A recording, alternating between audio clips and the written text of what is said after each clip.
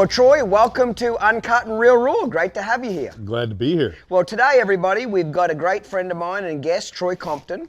So, Troy, we got to know each other, unfortunately, through the death of our close friend, Doug Carpenter. You know, I always knew who you were throughout the years, read your articles and seen you in the magazine, and you were very much an iconic figure in the Western pleasure world and Western world in general. But unfortunately, it was the death of our good friend that actually put us in close contact with each other at his funeral, and then we started a friendship and going from there. So in some ways, that was probably one of the few things that was good about Doug dying, is that I met a lot of the close friends that I didn't know that Doug had as well, you know. But in this particular podcast, I want to talk about your career, how it got started, and the evolution of a Western pleasure horse, because there is a lot of history there with the Western pleasure horse and where it went. Some places it went well, some places it didn't go well, and somewhere in the middle. So we want to dive into that a little bit as well. So the whole point of the podcast is to figure out what made people champions, what made them successful, what made them champions. And in a lot of cases, people have changed careers, and you've done a little bit of that as well. You've kind of got into the reining now and got into some other ranch riding and other events. And I'm always curious what makes somebody so great at one industry or one event, and then they change to something completely different. So I want to dive into that as well. Let's just start from the beginning. Where'd you grow up? All over a little bit. My Okay. granddad was a world champion steer roper. They moved around quite a bit. That was my mom's dad. Yes. And I was born in Buffalo, Oklahoma. The reason I was, my mom graduated from high school in Buffalo, Oklahoma. Okay. And that's up in northwestern Oklahoma in the ranch country. Yeah. Her mother's side of the family was there, so she wanted to be there. My dad was working the feedlots at the Buffalo, riding pins basically at the Buffalo feedlot there. And he met her when she graduated from high school. This would have been 63 or so. Mm-hmm. And then they got married. I was born. Horse show scene was just kind of starting to start being a big thing at that time, and they were looking for horse trainers. My dad had never been to horse shows, but he was really good with horses. So he was a cowboy, basically. Yes. You know, he made his living off a horse's back, but it wasn't necessarily training horses cowboy. Exactly. So then he messed around there, I think, a little bit for about 6 months, and then we moved to Iowa. He got a job with some people in Iowa that were looking for a ranch trainer. We were there for about a year, and then Tommy Manion was in Springfield, Illinois at that time. Oh, yeah. He noticed my father, offered him a job as an assistant trainer, so we moved to Springfield, and we were there for about a year and a half. Okay, so that's actually how your dad got really introduced to the actual horse showing industry, Yes. is through Tommy Manion when Tommy was in Illinois. Is Yes. that correct? Yes. Okay. So how old would you have been at this point? Oh, 3 years old. Oh, do you remember any of this much? I remember a little bit about being at the fairgrounds in Yes. Illinois there in the barns. Yes. But not very Not vivid. very much Yeah. then. Okay. So basically, when I was going to ask you, did you come from a horsey background? In some degree, you did with your parents. As far as your grandfather, what was he, a steer wrestler? Steer roper. Steer roper. Did he do that for a living, Yes. or that was his entire living? Yeah, he was three-time world champion. He was the first living inductee in the Cowboy Hall of Fame. Yep. He was a very famous, that's all he did all his life. He roped well into almost 80 years old. Okay. Yeah. So when your dad went to work for Tommy Manion, when he left there, did he keep training horses? How Yes, how did that part work? We left out, he wanted to start his own business. We moved to Wichita, Kansas, which was, I'd say, a hotbed for the horses at that time. There was Sonny Thomason and Dick Cole were big horse traders, and they would bring in the best horses around there, and there was a big horse community that was starting In Wichita. in Wichita, Kansas. Why, of all places, Wichita, Kansas? Seriously, I'm just asking the question. Out of all the places you could fucking have a hotbed, what made that place the hotbed? I really don't know, but there was a lot of great horses that came out of the Kansas, Nebraska area at that time. Horse showing was mainly in the Midwest, but there was a lot of breeding that was going on in the farmers would have the broodmare bands and all that down there. So I think that was a reason for it, but it was just, there was a lot of horses in Kansas at the time. Oklahoma and Texas really wasn't that big of a scene. Wasn't the hotbed at that point. So when your dad went to work for Tommy, he was primarily learning to do the Western pleasure all-round stuff? What was he doing? Halter pleasure was the big Halter thing. and pleasure. Yep.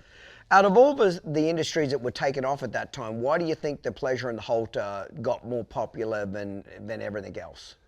Well, that's a good question. People always love to look at a pretty horse. So the Fair halter, enough. naturally. Yep. And then the skill set wasn't there. We're not as advanced as what we are today, right? Yes. So just getting a pretty moving horse, people were happy to see that. And we had huge classes, and it was a lot different than what you see today. Yes, yeah. And I suppose a lot of people could compete at the Western Pleasure. It was walk, trot, canter, for fuck's sake. You know what I mean? And they It's tell not you like what to do. They call the gears out. Yeah, they call the gears out. So even if you're dumb as a fucking post, it's like trot now. Okay, so in some ways it was two events that the masses could participate in, correct? It wasn't as difficult as cutting a cow, going down the fence with a cow horse, or reining. It's something the masses could get involved with. And you took that same horse and did the halter and pleasure. Okay, so that was back when they were doing everything with it. So what's your earliest memories as a kid of your dad training horses, and where was it? It was in Wichita there. I went to the barn every day. I remember one day I came home from school and decided I was going to watch cartoons. And my dad wouldn't speak to me that evening. Yeah. And it was the worst feeling in the world. Yeah. So I was there with him the whole time. I remember, probably my biggest memory I remember at first, he went to the Dixie National in February to show a paint horse and did really well. But he was gone for about a week and a half. Well, I was about 9 years old and I loved riding bucking horses, but I loved riding, I was getting on steers, I was doing a lot of that. And he came home and I broke 4 colts. And these are like run them off the trailer, not halter broke stuff. At 9, and he just walked up by the round pen when he got home and saw me riding and shook his head because he told me not to do it. Yeah. And I'd been wanting to, but after that he started letting me break the colts. So that's probably a big thing. There's lots of little memories, but that was a big thing. So at 9 years old, you kind of had the horse bug. You really wanted to do it. I knew from the time I was 5 years old I was going to be a horse trainer. Oh, truly. You just had that passion for it. I never have questioned that. That's awesome. So did your dad primarily make a living as you as a kid and into your teens doing the halter and the pleasure? Was that his main bread and butter? Yes, he became an AQHA judge at a young age, right around 30. Yep. And then, we were doing really good. And then he wanted to get back to Oklahoma after being in Kansas. So that was in the middle of my 6th grade year. And Edmond, Oklahoma was starting to get the pleasure horse scene, was really getting hot down there. And that's right when the pleasure horse thing was really taking off. Why Edmond again? Why did it move? There was a lot of oil money around Edmond at the time, and there was a horse community. Okay. And it was a lot of trainers, Dale Livingston, a lot of guys. Mike Mosier was coming in there at that time.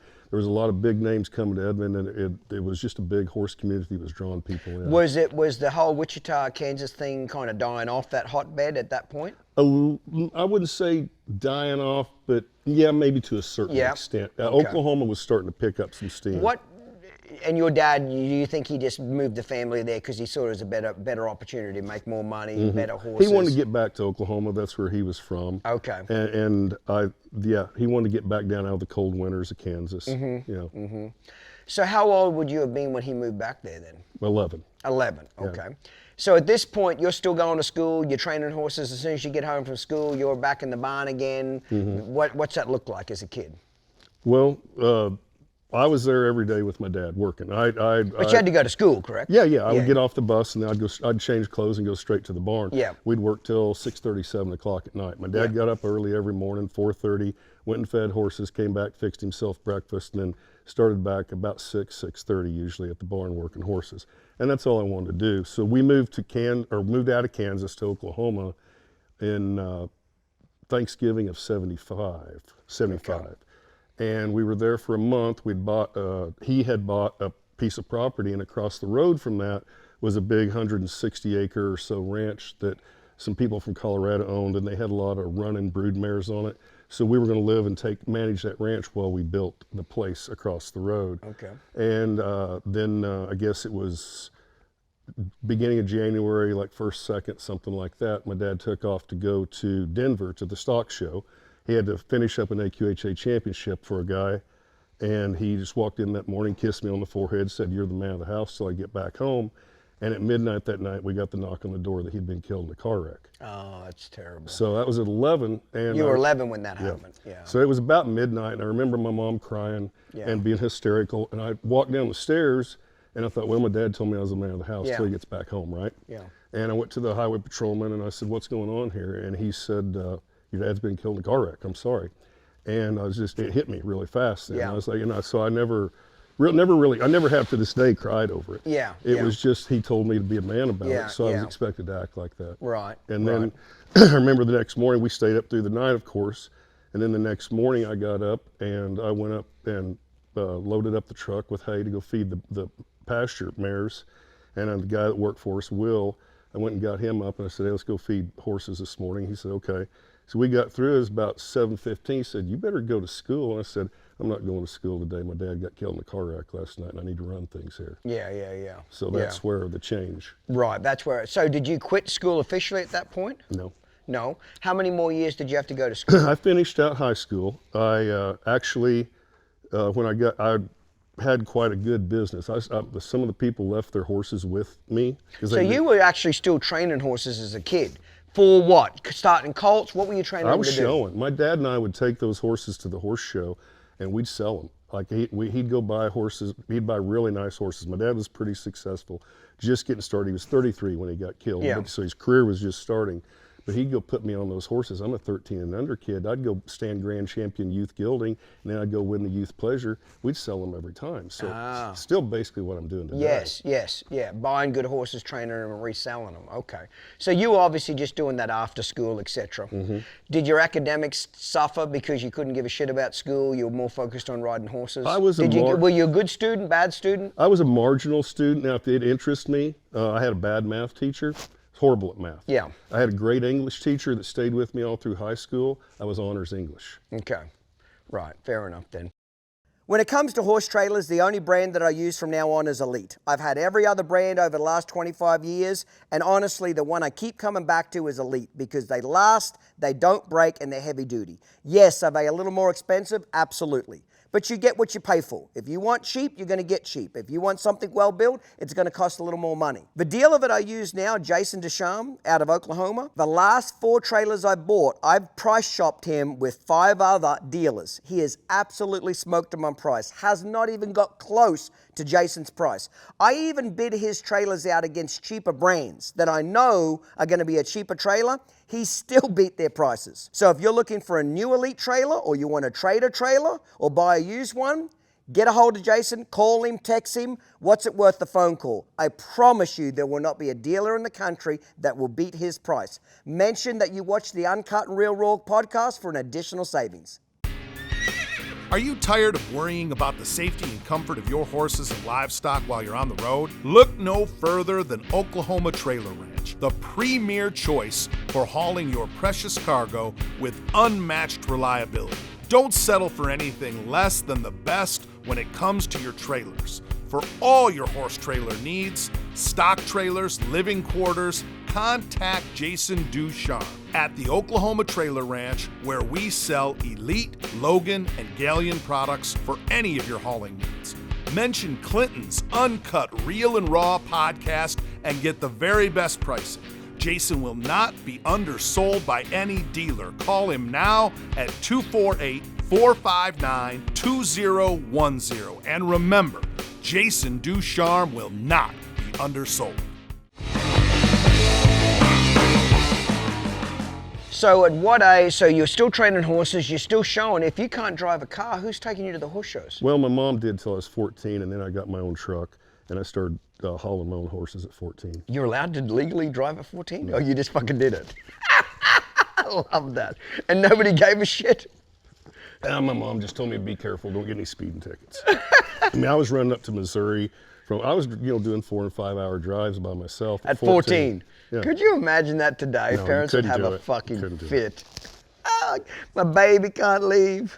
Yeah, I actually at 13, I went to the Fort Worth Stock Show. My mom and I were still trying to keep things going, right? Right, because I was just going to ask that. How are you making a living? Your dad's passed. You're trying to make Are you trying to support the household riding horses? That's what you're doing? My mom and I were. My mom took a job, and she's a hard worker. I mean, a really hard worker. And she got a secretary job in Oklahoma City, and it was quite a ways from home. And so she wouldn't get home till 7 o'clock at night, and I'd keep 3 or 4 head of horses, and I'd just get off the bus and go to work on horses. We lived way back off where there was no neighbors around or anything, so it was just me and the horses. Yeah. And the horses became a great comfort to me. Yes. Yeah. I guess. Who's given you the knowledge to do this? Did you up to that point, did it all come from your dad, or was anybody else influencing your horsemanship? I'm career? watching. I'm around a lot of great trainers at the horse shows. At the horse shows. Okay. And I'm just watching. I go home and imitate. Every time I'd see something, I'd go home and imitate it and see if it worked or not. So Mine, if you want to ask who influenced me, there's hundreds of people probably. Would back in that day when you were a kid watching these people, did you ask questions? Did they make you feel welcome? Was everything pretty shut down? I was pretty shy. I was an only child, and I was pretty shy. But so you wouldn't have thought just to walk up and say, "Hey, can you tell me what you're doing?" I think all through my life I've been that way. I just learned how to watch. Right, that was better. That was a style that worked for you. Okay. So you go to horse shows. Who was your idol back in those days? Obviously your father, but who was the man as a young kid? You're under 16. You're going to horse shows. Who was the man back in those days at the horse show? Who was winning? Who was doing shit? Tommy Manion was of course still winning then, and of course my dad had worked for him. And Tommy would have been in Illinois. He wasn't in any horse shows. No, he wasn't where I was at, but I'd keep track of him. Yeah. We had just through the magazine. Yeah, we'd have Mike Mosier and Dale Livingston had moved to the Edmond area, so I've got to show on a regular basis with them, and they were starting to change things. There was collection was starting to come in, and it was going to be a different style, but this is probably late 70s. Okay, that's kind of one thing I really want you to be mindful of as we talk about your career in the Western Pleasure. When anything pops into your mind about style changes and training techniques, I want to know about. So then, it was pretty ranked, the Western Pleasure, just fucking a comfortable canter. What they look like? You took a nice looking horse, like we said, we'd take the halter horse and take it to the pleasure pen, and it'd just slope around there nice and free. It's slow, wasn't even thought of back then. You could pass somebody, nobody gave a shit. Yeah, and then that was the style until I'm going to say, the mid to late 70s. And then the pleasure fraternities started coming around, started getting money involved. And it started getting a little more serious. And then we started noticing these necks started dropping, right? Before it was, and this is going to be up until about 80, I'm going to say we still had their necks up. I remember one time there was a great horse named Investineers, a great pleasure horse. And we were down at the Texas Classic, and he would win the maturity classes, derbies we called them. And they said, I remember one time one of the guys riding him said there's a fine line between a dead runoff and a great ride. So that's very different than what you see today, right? Because we wanted the free flowing, but it was managing that is what we wanted. Well, then when the necks started getting dropped, then the slowness started coming in. And I'm gonna say that's around 1980, late 70s, 1980. So let's back up just a little bit. You're 16, what age did you officially leave school then? 17. I graduated. 17. So you did finish high school. I did. And then at that point you said, I'm done, correct? Your mother didn't give you any trouble about that? Well, I was going to quit when I was a sophomore. And Tommy Manion had told me whenever I wanted a job, I could have one with him. And he said, when you get out of school, you call me. Well, I got my driver's license. The day I got my driver's license, I was legal to go drive anywhere. I already had my own truck. I'd been driving. I'm surprised you gave a fuck, to be honest. You're already breaking the law anyway. What's the difference between driving 4 or 5 hours and going interstate? It was going to keep my mom appeased. Fair enough. I get what you're saying. And she did not want me to be a horse trainer. No way. Why not? Because she knew that she'd been in the business. She knew how tough it was. Yes. It was long hours, and she wanted me to go with something safe. Make money. Yep. And I called up Tommy the day I got my driver's license, said, Tommy, I'm out of school, which technically I was out for summer break. And I said, I'll be down there tomorrow. He said, get down here. And so my mom got home from work that night, and I told her, I said, I'm leaving tomorrow to go to Texas. I got a job with Tommy. So Tommy had already moved from Illinois to Texas? He was in Texas by then. How long had he been in Texas by that point? Oh, probably just 2 years, probably. Okay, fair enough. Yeah. So he'd moved there. I do have one question. When you're a kid training after school and so forth, what are you doing in the winter? Well, the winters might have been more mild in Oklahoma. You don't need an indoor arena. Weather-wise, how are you getting around the winters? We rode in it. Just rode in it? Yeah, I didn't know what an indoor arena was forever. I still prefer riding outside. Yes. Just because that's the way I grew up doing it, right? Right, I mean. But it's not like the ground was frozen like in Nebraska, correct? No. Our ground didn't freeze. And there was very few indoor arenas. I don't really remember anybody. There were some small indoor arenas, but we just rode in the mud. Yeah. I just got them. I didn't know any different.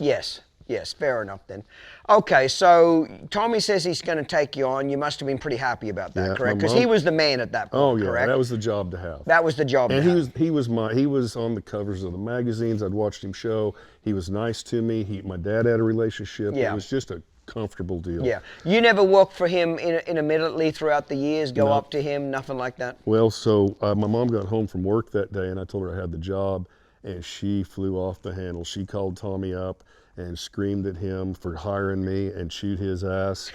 And this is my idol, right? Yeah. And my mom just called him and chewed his ass. Yeah. And so she handed the phone to me. And she goes, Tommy wants to talk to you. And so he got on there, he goes, you little son of a bitch, you lied to me.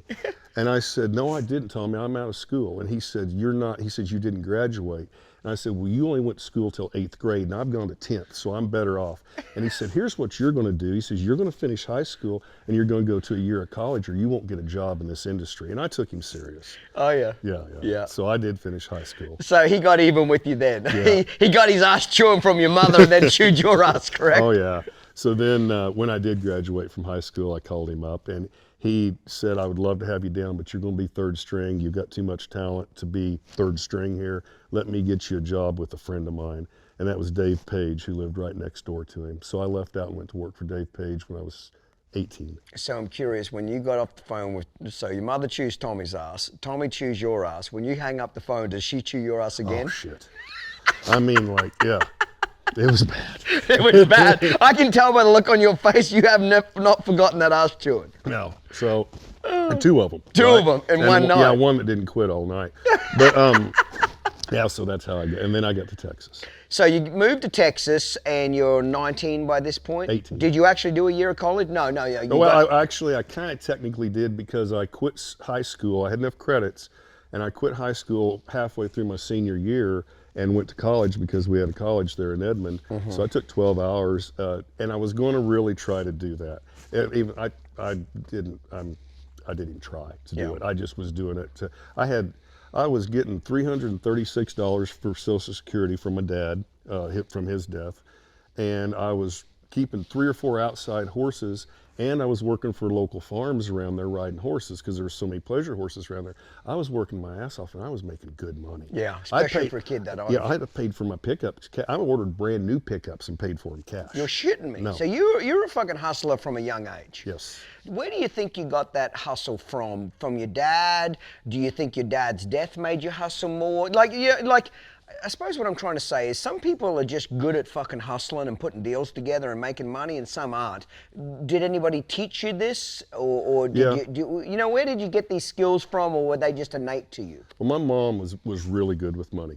She after my dad died, she really managed things and went and paid for a place. I mean, she worked her butt off. Yeah. Just working. Did she teach you about money, though? Did she sit you down and teach you about budgets and how to spend money? And yes. See, I don't think fucking parents do that very much at all anymore. Like people wonder why their kids are shitty with money. Did you actually fucking teach them about money? Like how it works, how interest works, how debt works, how you need to save, how you need to budget. I clearly remember getting lessons from my parents about money when I was like 9, 10.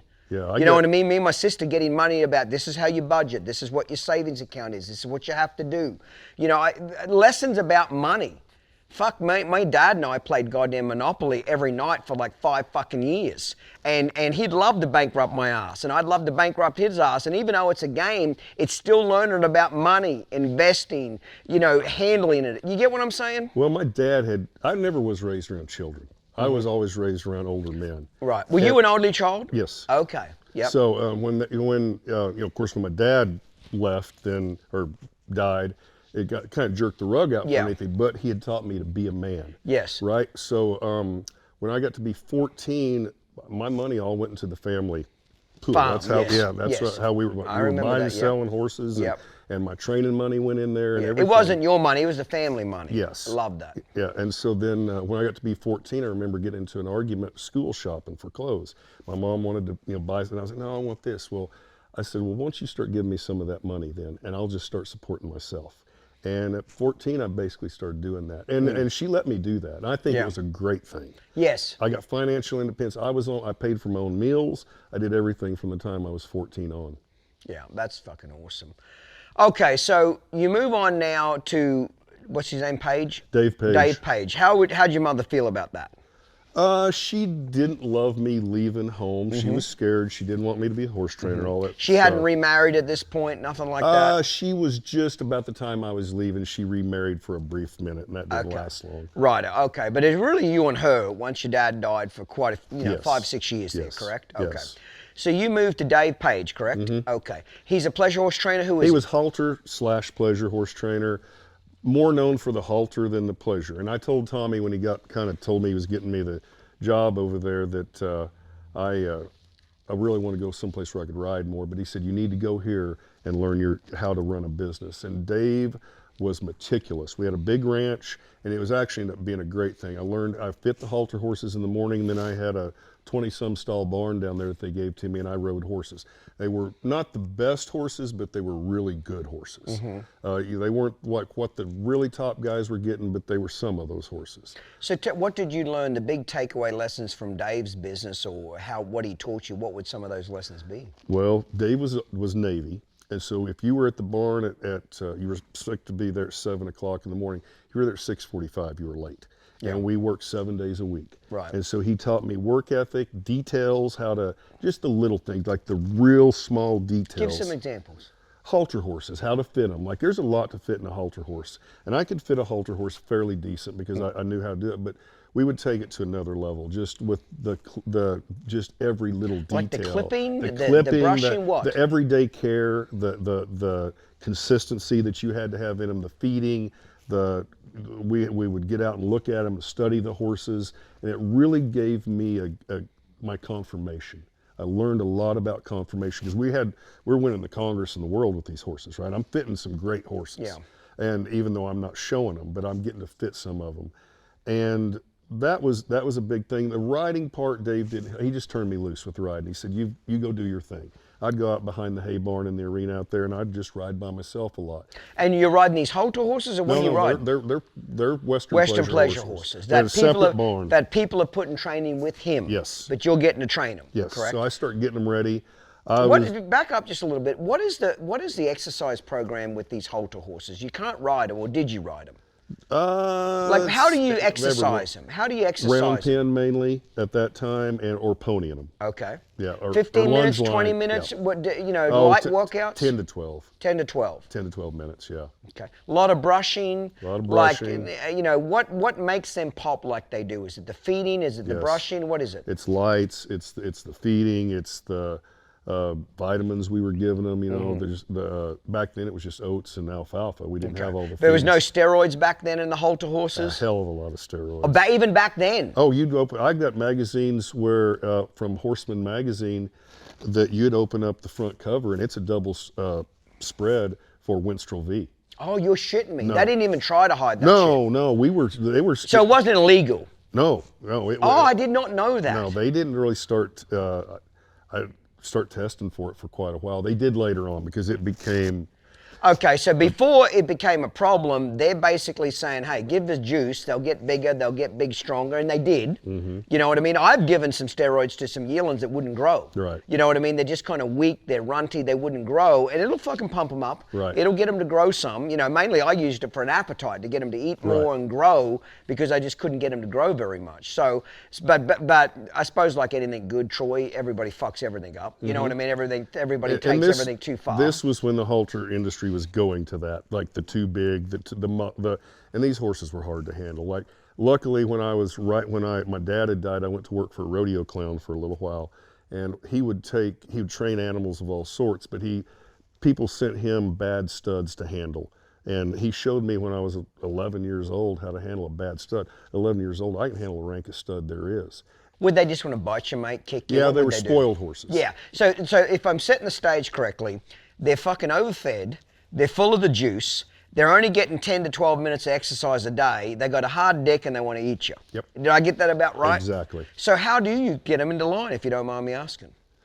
You got to have a lot. You just knock the shit out of them, back them up. What are you allowed to do to them? Well, a good horseman can make a horse respect them no matter what frame of mind I think that horse is in. Yes, I agree with that. And you had to learn, you had to have skills to handle those horses. Yes. You had to know when you had to have feel.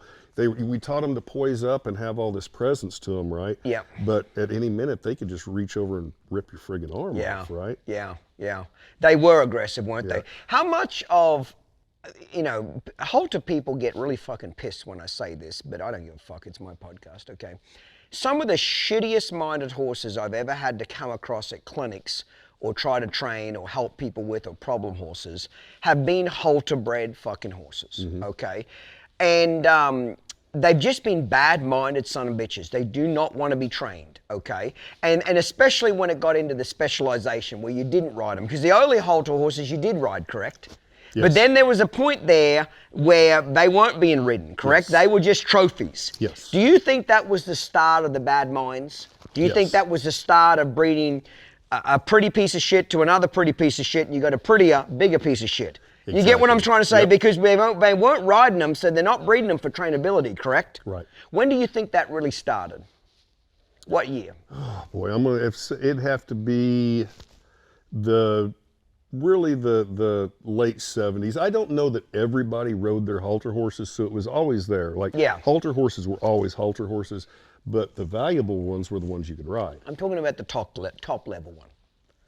Those horses were mainly just Trophies.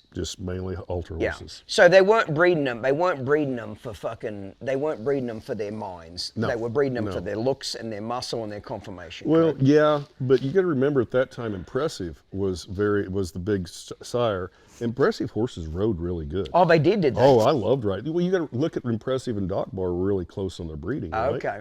So they were. I loved riding Impressives. Right, right. That's interesting. So they're full of piss and vinegar. They're kind of mouthy. I'm getting the impression I always say this. People ask, what do you do different with studs? And my attitude is, you don't want to train a stud until you're really good with mares and geldings. Yeah. Studs don't tolerate stupidity. Exactly. Studs won't tolerate you learning on their dime. Exactly. They want you to know the rules to horsemanship. Whoever fucking moves first loses. And they want to know, are you a fucking leader or are you a follower? And they kind of figure that out very quickly. Would you agree? I agree. Yeah, Yep. yeah, okay. So that was a good experience, that halter horse, even though you really wanted to be doing more riding, but it sounds like you did get to do some riding. Well, I did, and so what would happen was everybody would come into Dave's place before we had the Texas Classic, the Texas Breeders. There was a lot of big fraternities going on within Texas in the fall at that point. Arkansas over here in Little Rock had a big fraternity.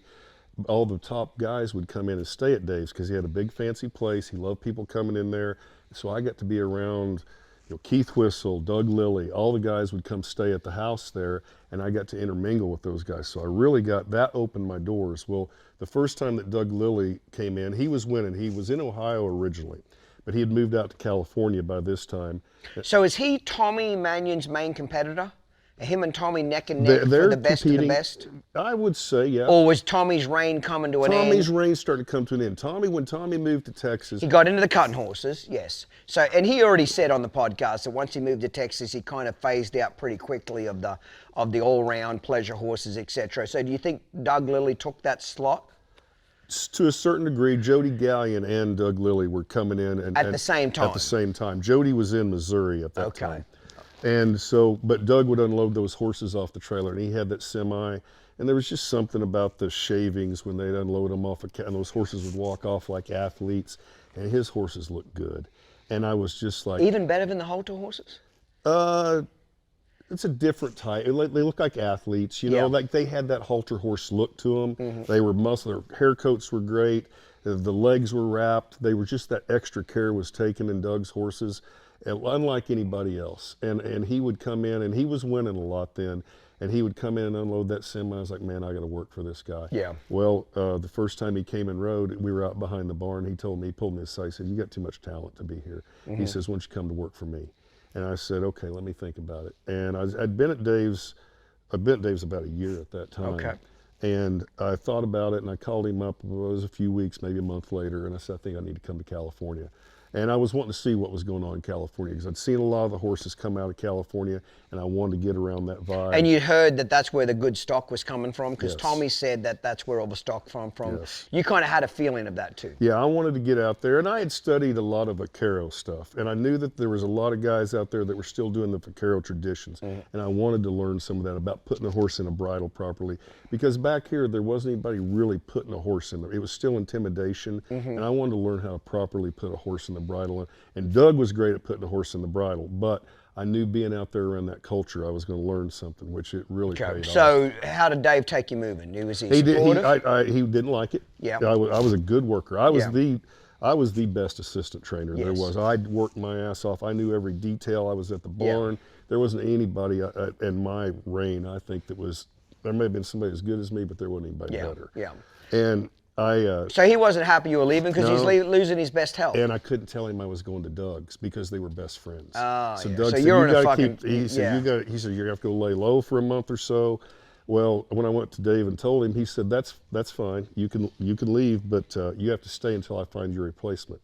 Well, after about 4 months, I figured that people came and said, he's not trying to find a replacement, that you're just going to have to leave.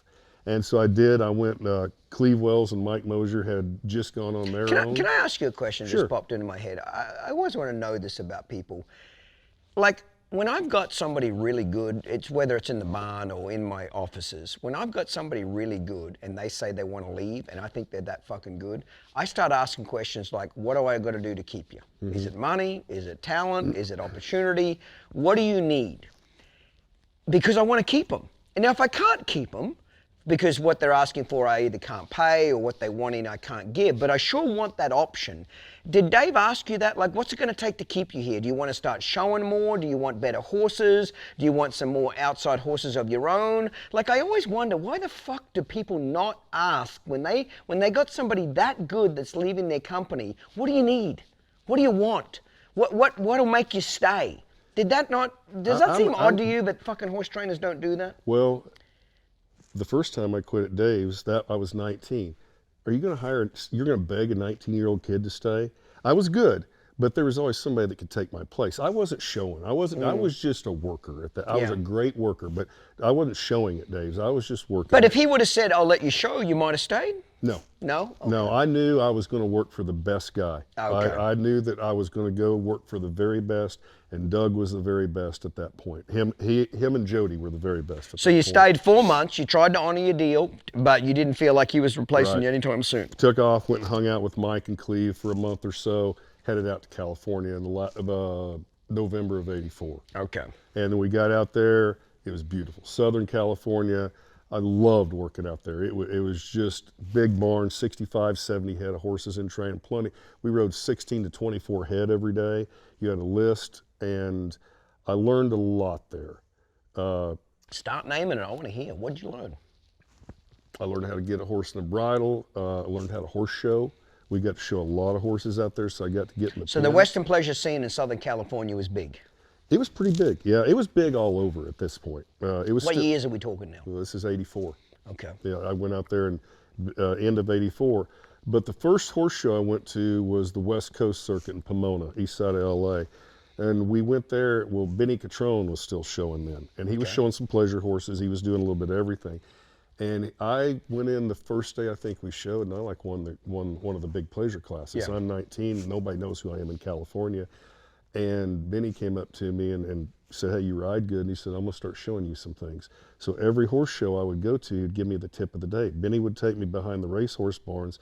He showed me how to put horses and work them on a lunge line, how to get a horse collected doing groundwork. And to this day, I still use everything that I learned from Benny. That's pretty cool that Benny would take the time for a kid that doesn't even work for him to just show him he loved shit. it. He loved, because he and Doug had a rivalry, right? So he'd say, Oh, they did? oh yeah, so he would love it, because Doug would get pissed off if you did. I was just going to ask, did Doug know you? Like it. He didn't like it. Yeah, he didn't like it. Doug So had a busy maybe day. it wasn't generosity. Maybe Benny was just fucking with He Doug. was, a lot of maybe Benny was fucking with Doug just to get even. I remember him one time, he'd pull me, he says, hey, I'm going to take you something to show you how to beat that little four-eyed fucker.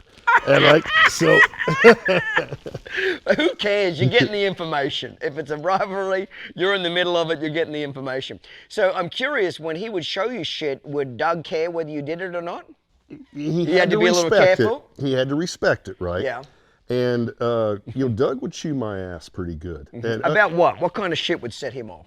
Just him getting pissed off. Yeah. Right? Like there wasn't much you could chew my ass about. Yeah. But he would find things. And I didn't get along great with Doug's wife at that time. And she would egg that on, right? Yeah, Like I was doing, and so, but I knew. Rule number one for every assistant trainer in the world, pussy always wins. Exactly. So get along with the fucking trainer's wife, because they don't teach you this in Harvard, so I'm going to look right at the camera out. You ready? Pussy always fucking wins. Get along with the bitch. Tell her she's lost weight. Tell her she looks sexy. Do whatever the fuck you need to do to shut this bitch up, because she will get you fucking fired. So let's move on now. That was tip of the day right there. So pussy always wins. I took the attitude, you're going to have to fire my ass because I'm not quitting. And I went through about 2 years of that. And I started getting horses pulled away from me. I was getting the horses ready. I was doing all the work. And the other assistants below me, we'd get to the horse show. Oh, he's going to show the horse. Or, So they wouldn't let you show the horses you were preparing? Well, I got everybody's horses ready. Doug was gone a lot, going to reinings and judging a lot. I was getting his horses ready while he was gone. But you weren't getting to show them? It tapered off. Okay. You think that was because of the wife? Yeah. Fuck that bitch. Yeah. Okay. So you think she was the reason for it? A lot of it. Doug liked me. Yeah. And she would always want me gone. There was always things that she'd find. I don't care how much the trainer likes you. When a man's head hits the pillow, Troy, every night, and he's got a bitch in his ear, get rid of Troy, get rid of Troy. Troy's no good. He will get rid of you. Yes. That's as simple as it gets. That's the way Because it was. when a man's head hits the pillow at night, we want what? Peace. Just to be left the fuck alone. Just peace. And if he's got to cut your neck off to get peace, he's going to cut your neck off, isn't he? That's exactly right. So we made the move back to Texas. Doug had financial problems. He wasn't great at managing his money. And so and the horses weren't in California. The horses were in Texas. So he wasn't getting the best stock out there. No, we were still beating them on donkeys. Truly? Oh, yeah. So I'm a little confused here, because I thought all the great stock was in California. Why wasn't Doug getting this great stock? I think the great finished horses were in California. Now the prospects we're needing 2-year-olds, right? Okay. The breeding farms are back in Texas and the Midwest. Okay. So you got to get on the airplane. Well, at that time it wasn't feasible. Like and you still didn't go out and you'd shop for those good horses, but the majority of your horses got sent to you, right? Okay. So the breeding wasn't the pleasure horse breeding was getting way more advanced back in this part of the country than it was in California. What years are we talking now? 85, 84 to 80. We left out of California in 86. Okay. Took a job back in Texas. I finished up. Hang on, just back up just a little bit here. So just finishing off Doug here. So he kind of ran into a few financial troubles.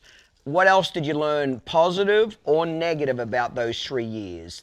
Because even negative is still a lesson. Things I don't want to do, things that I would want to avoid. You know what I'm trying to say? I'm not trying to pick on anybody, but I'm just saying, any other lessons that you learned from that 3 years that were instrumental in your career? Well, I learned how to work harder than I ever had. Okay. We had 70 to 75 head of horses in training.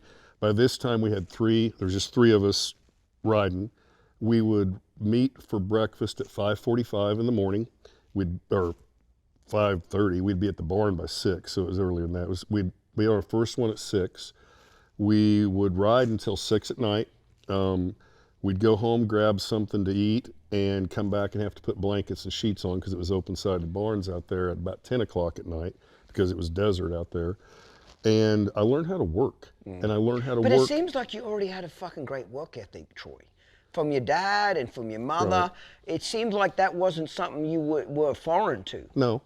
But they just took it to another level, do you think? I pushed myself on no sleep and harder than I ever had. We did a lot of 24-hour drives to Texas Doug would drink that coffee and he would go all the time. Was Doug a hard-working sumbitch? Yes. Him himself? Yes, he was. He was a hard-working man. He was. So he wasn't real good with money. Right. Is that correct? Yes. But he was a hard-working man, and had a lot of talent. Had a lot of talent.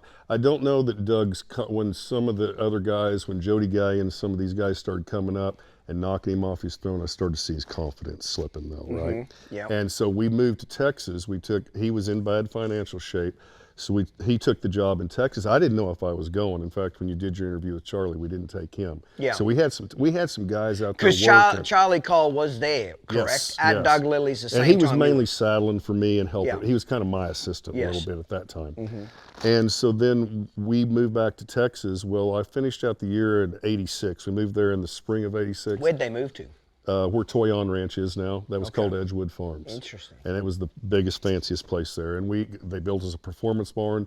They had Conclusive and Mr. Conclusion and all that there. So they hired Doug as their in-house trainer, Yes, correct? And he yes. brought a team with him, which Yes. is you and a couple others. Just me. Just you. Just me. And which I didn't even think he wanted me working for him right at the time. And Are you and him still getting along pretty we decent? got along great, but we had to do it behind her back. Fair enough. Yeah, he had to scold you in public and Yes. put his foot on your head in front of her, and then when she walked off, he's shaking your hands and Exactly. your buddies. Okay, Exactly. understood. So he's pussy whipped. I get that. Right. Okay, And once so- we moved to Texas, then Doug started playing golf a little bit more. He bought a Mercedes. And he wasn't at the barn. So I was so at the end of '86, Cleve came to me, he came to me and said, listen, you're too talented to be sitting there doing that. I'm going to get you a job. So I took a job with another trainer. Just slow down a little bit. Okay. So you moved to Texas. How long are you still there? About a year at that job. What was the quality of stock? What happened in that year? But Doug gets to work is an in-house trainer. Is the stock changing? Yeah, better, we started worse? getting really nice horses. Okay, so you noticed a big jump up in stock. Yeah. We had it then. We had the money. We were getting the horses. So the guy that owned this farm had some bank? Oh yeah, big money. Okay. Big money. So what did you notice when you got the better stock? What did it do for your training? What did it do for your confidence? Do you vividly remember anything like that?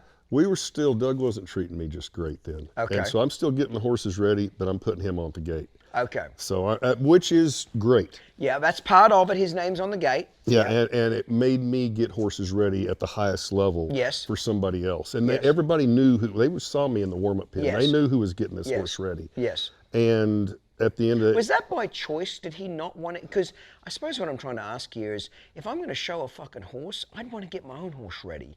What was the mentality of him letting you ride it because you were better than him to get it ready? Was he too lazy to get his own horse ready? Because I would want to ride. I'm just thinking for me, if I'm going to show one and I'm either going to win or get my ass handed to me, I want to be my own downfall. Does that make sense? So did that seem odd to you, or was he so busy? Was he showing so much that he couldn't get his own horses ready? You had to do it. I think it was an ego thing. I think that he liked having me out there doing it. And then, Truly? Yeah, I think he loved having me ride those horses and do it.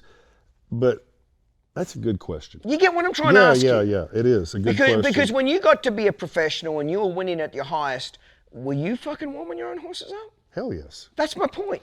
Yeah. So it seemed a little odd to me that he would be comfortable, unless he thought you could just do a better job than him, and there was a better chance of him winning. This wasn't every time. Doug could get his own horses ready a lot, but I still was getting a lot of them ready. Yeah. And certain horses I would get along better with. Yeah. And but anyway, that was. Well, what did you notice? Did you notice a difference in your confidence or the training with this better stock? What did that do for your horsemanship career? I started seeing that maybe there were some other guys that were figuring some stuff out. Just by going to the horse shows? So I'm starting to, in my mind, I'm competing with them. I work for this guy, but I know everybody's watching me. Yeah. And they're keeping their eyes on me, and I'm working to be the best assistant trainer within the industry. Yeah. And so and they saw I was taking a lot of shit there. Yeah. Like and people see that. They're like, man, and I've got a lot of job offers. I got a lot of high dollar job offers that I turned down and still stayed there and ate that shit that whole time. Why? Because I ain't a quitter. Yeah. But did you think there was something more there for you? Did you think there was No, more I was opportunity? waiting for the right job. Yep, fair enough. Okay, that's why. Yeah, so you didn't take the job because it wasn't with the best guy. There was only one guy I wanted to go to work for. And that Right. Okay, so let's hold that thought. We're going to stop now and grab a cocktail and come back. But I want to pick that up now as you're waiting for the right job offer. That's a key part right there. You know what I mean? We're waiting for the next job offer. Let's pick it up there, mate. Great. Awesome. You know, every trainer's looking for an edge on their competition. You know, whether it's a better horse, better way to train it. But really, in reality, all the trainers have got access to great horses. All the trainers are doing a lot of the same techniques. To me, the next greatest edge on competition, whether you're reining, cutting, cow horse, eventing, or racing, is keeping your horses sound and ready for competition. For the last 4 years, I've been sparring my horses by Cold Creek Equine Spa, and I spar them for 20 minutes every day after I ride them at 36 degrees. It ices down all 4 legs. What a game changer. My vet bills have been cut back by 50%. My horse's soundness has been gone through the roof, okay? People think that spas are expensive. It'll pay for itself just on saving on vet bills in the first 18 months. Spas have been around for a long time, but for years they've been junk. They are broken more than they actually work. You needed to be like a plumbing engineer to make the some bitches work. Cold Creek Equine are using the latest technology, industrial strength machines that are basically maintenance free. Anybody can operate this thing. Even me as a horse trainer, I can operate it. And more than anything, it stays working. Go to their website, check them out. It's a game changer. In the next 10 years, if you're a professional horse trainer, if you don't have a spa, you will be left behind on your equine soundness. Okay, Troy, we're back, mate. So, you're ready for the next job offer. You've noticed the quality of stock when you get back to Texas is a lot better. You're getting job offers from people, but you're not taking them. Who are you wanting a job with? I'm wanting a job with Jody. Okay. Jody who? Galyean. Okay. So when I'm, Is he the man at this point? he is the man at this point. He is the man. Who's a close second? Keith, no, there's not really anybody. It's a close second. Truly, he's that far ahead He's of everyone. dominating. He's winning the Congress Pleasure Fraternity every year, years in a row, and the Derby probably. And I just, in my mind, Cleve Wells is starting to come up the ladder. He's an up and coming young trainer. Yeah, and he's starting to win a lot. You got Mike Mosier. You got a lot of guys in there, but the only consistent guy is Jody Galyean. And where's he training out of? Ardmore, Oklahoma by this point. Okay. And you're seeing him at the horse shows? Yes. What did his horses look like that was so much better than everybody else's? Because when I asked that question, you know, Ian Francis, my mentor, dominated in Australia. And when I was a kid and would go to horse shows, I would just sit on a fence and watch him for hours. Because his fucking horses were just better than everybody else. They were softer, more collected. They'd stop harder. They'd spin faster. They'd circle more collected. He was just doing shit that stood out. So I didn't know him, but I wanted to be like him. I just studied him. Mm-hmm. Was that a little bit like Jody? Was his horses doing shit? What were his horses doing that was just so much different from everybody else's? Well, they stood up in their shoulders. They loped. They just loped pretty. They had a great handle on them. And Jody could rear back. He'd sit way back on one and just show the shit out of it. And confidence. And Jody was winning the cutting fraternity at this time too, right? So it's not just the pleasure. I want to be around great horsemen. Yeah. And Jody was the greatest horseman at this time That's in my fucking eyes. Awesome. What years are we talking now? This would be, I went to work for Jody in 88. 88. So is pleasure in 88 the highest peak yet? Is it peaked yet or not yet? We're right in the middle of it. It's still the big game in town. The Rainers are still wearing dirty jeans, and they got 100, or I don't know if they had 100,000 then yet. It's still at the Congress. It hasn't made the move to Oklahoma City yet. Okay. So it's still kind of an East Coast So the Rainers regional. are the poor motherfuckers. Pleasure people are Exactly. still the rich guys, etc. Yeah. Okay. We're wearing starched jeans and ostrich skin boots, right? That's not what the Rainers are wearing. I love it. So Jody's horses stand out, okay? You can tell he's a cut above everybody else, okay? So did you watch him at the horse shows? Were you a big fucking creeper? How'd you get in contact Well, with him? here's the thing. When I was 13 years old, I went to Fort Worth, and I had a mare that my mother and I had trained. I was reserve in the senior Western Pleasure there, and this is back when they had the senior pleasure in between the barrel racing and the bull riding on the finals night at the rodeo at Fort Worth. So I got a sold-out Coliseum, right? And I took that mare there and beat all the trainers. Beat Tommy Manion, I beat everybody there when I'm a kid. And I took that mare later when I went to up here, actually to Carthage, Missouri is where I took her one time when I was 14. And don't know if I was winning, but I was right there second. I think Jody may have won the pleasure one day when I was up here, but I was second behind him. And I'm a 14-year-old kid. Well, he comes over to the trailer and he says, I need to buy that horse. Well, I broke her. I think we sold that mare for $35,000. And this is that a lot of money back then? This is late 70s. This is a hell of a lot of money back then. And I was like, okay. And then I can broker a deal. That was as high as anybody had really sold a pleasure horse for. How old are you now? 14. That's awesome. So then later that year, Jody went and won the world with that horse. I'm like, all right, I can play with these fuckers. I can do it. Yeah, that's fucking awesome. That's good for your confidence, good Yes. for everything. Okay. So how'd you get the job with Jody? I waited. Todd Summers was working for him at the time. And Todd had been there for 3 years, which was kind of the standard time everybody stayed places. Todd was leaving, and Ted Turner, who's a halter horse guy, he was friends with Jody, and he says, you need to get the job. He said, I'll call Jody for you. And this is the problem. Jody wouldn't go try and hire anybody. You had to go to Jody, and he was he was king. Like he did, like he had to really want to hire you. Well, I had to kind of make 2 or 3 phone calls to make it work. Yeah. So I suspect he probably had a bunch of young guys trying to get jobs with him. That was the You job. were fighting for a position, correct? Yes. Okay. And I got the job. So the first couple of phone calls, he tells you to fuck off. What happens? I just blows you off? Yeah, it kind of blows me off a little bit. Well, I'll talk to Debbie, his wife. Yeah. I'll talk to Debbie. I'll get back to you. And by this time, I had gone to my last year at working for Doug Lilly. I'd gone to him and told him I was going to quit. And the guy that owned the place called me in the office. He said, Doug asked me, he said, where are you going to work? And I said, Jody. So I pissed him off. I mean, just pissed him off. And he was pretty mad at me, and so he goes, well, Joe's going to talk to you, the guy that Joe Edge that ran the place. So Joe called me in the office. He was a businessman, big money, and he says, don't you think I don't know what's going on around here? And I'm thinking, oh, Jesus Christ, I've worked my ass off for 2 years here at this place, and now he's going to accuse me of doing some shit. He says, I know you're doing all the work, and you're getting your own show string. I'm bumping your salary. You're getting full dental, full medical. I had the highest paying job in the industry for an assistant trainer at that point. I stayed there for a year. Oh, so just back up a little bit here. So the boss, the guy with the checkbook, comes in and says, okay, I get that you're the fucking talent. I want to keep you. See, that's a smart man. That's what I'm talking about when somebody's leaving that's got that much talent or that good, why aren't you trying to get him to stay? So he recognized that, correct? They ran ads on me. I go to leave. So just back up a little bit. You're not suspecting he's going to do this. You think you're going to get an ass chewing. Yeah. Correct? And he does the complete opposite. Okay. So does he fire Doug? What happens? No. You and Doug are peers now, side by side? Yep. He says you're getting your own string of horses, and Doug had great horses. I got just as equal horses.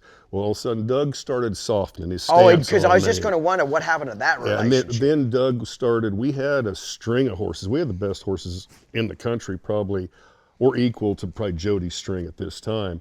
And we would swap off. I'd go show Doug's horse one weekend, he'd show mine. So I started getting respect. So instead of Doug resenting you for having this position now, he gets on your team. Okay, smart man, got to give that credit. Yep. You know what I mean? Because I suspect if he would have bucked the system, that guy that was your boss now probably would have fired him, correct? I think so. You get what I'm saying? Yeah. So he was smart enough to say, I better work with this guy because, otherwise I might be out of a job. And it was hard for Doug to do that because he'd never really promoted anybody, assistant. That was Doug's style. It was all about Doug. There's a lot of trainers out there that just can't handle competition in their barn. That's as simple as it gets. And then you've got the opposite extreme of somebody like Avila.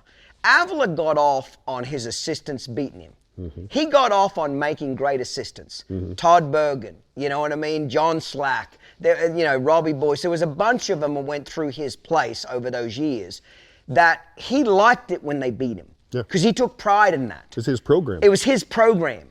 And not only that, he was smart enough to use it as a marketing tool because where did he get all his good help from? Because every assistant knows what trainer's going to let you show.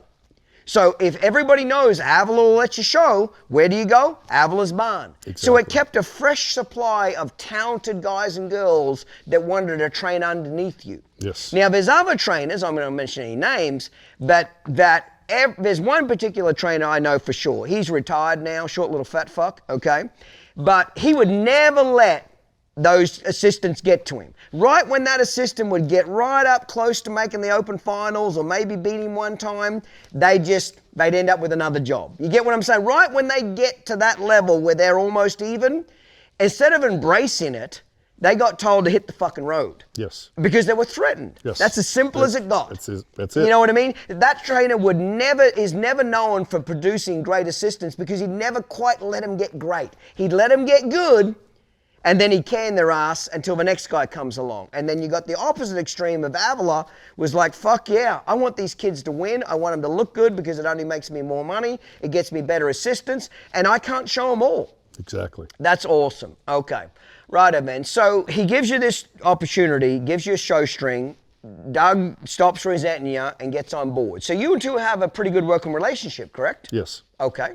What happens there? Did you start winning? What happens? Started winning. I'm leading the nation right off the bat. I'm on the cover of the Journal, and I'm there. How old are you?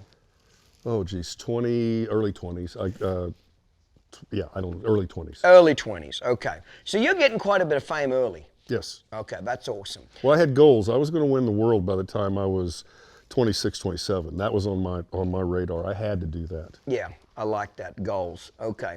So it seems like everything's going great. What happens? I get a job with Jody. So Jody calls you now because you're doing real well? Yep. And does he call you? You have to go back to him? I called him. He was, he's. Now you're competing against Jody too, correct? Not really. Why not? I'm not at that level. So you're in a lower level of the classes? Well, I'm at the futurities now on the weekend shows and the junior pleasures, senior pleasures.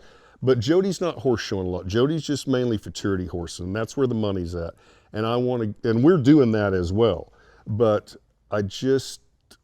I was like, it's time to leave. I need to go get a further education. Okay, I was just about to ask that. Did you know in your soul that you needed more information? Yes. You needed something. Yes. Something was missing. Did you know what was missing, or you didn't know?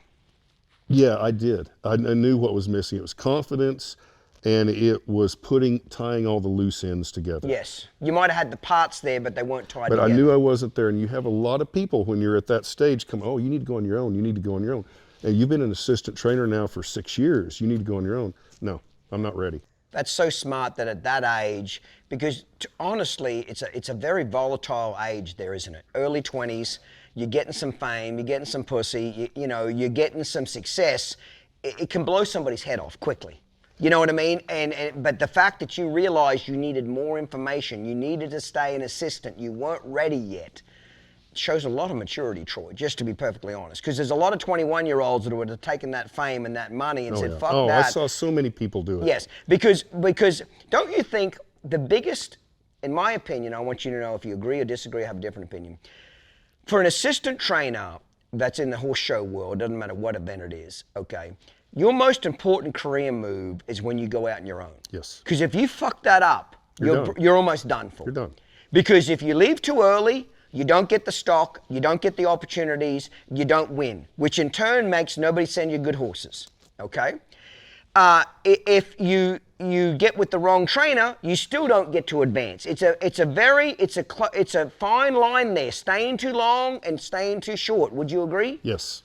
You know what I mean? Because if you go out on your own for 5-6 years and don't do well, very few trainers can humble themselves to say, I'm going to go back and be the assistant again. Right. And reset that clock. You can reset the clock, but how many do it? Very few. Many. Very few do it, do they? Okay. So you were smart enough to know you needed some more knowledge and you knew that Jody had it, correct? Yes. Okay. And I didn't have the confidence. I wasn't ready. Showing or in life, business, which one? Yes, all of that. Okay. All that. And I needed to get in a more relaxed atmosphere where it was more one-on-one and we were working with one another, not for one another, right? Uh-huh. And so when Jody gave me the call that I could have the job, I jumped at it. And I was going to be the top assistant. I had the top assistant job in the country. Well, so he must have been keeping an eye on you. Yeah. Well, they knew who I was. Yeah. If you were in the business, you knew who I was. Yeah, so he's keeping an eye on you. Yeah. And the other advantage Jody had is that he probably got his pick of who he wanted. Yes. Yep. So when you left, how did your boss take it that offered you the raise and gave you the show string? How did you take it? It wasn't good. Yeah. It wasn't good. Look what we've done for you. Yeah. And they tried to keep me. Yeah. They tried to keep me.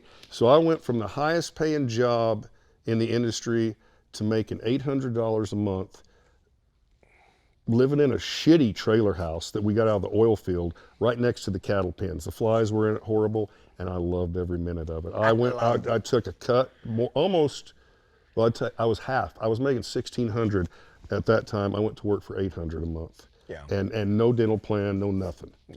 But you knew you were going to get paid in knowledge. age, correct? You were going to get paid. That's all experience. it was. That was when you got that much money as a kid. I don't need this much money. I'm spending it on beer. Yeah. Like, right. Yeah. Like I didn't need that. I needed the knowledge. Yeah.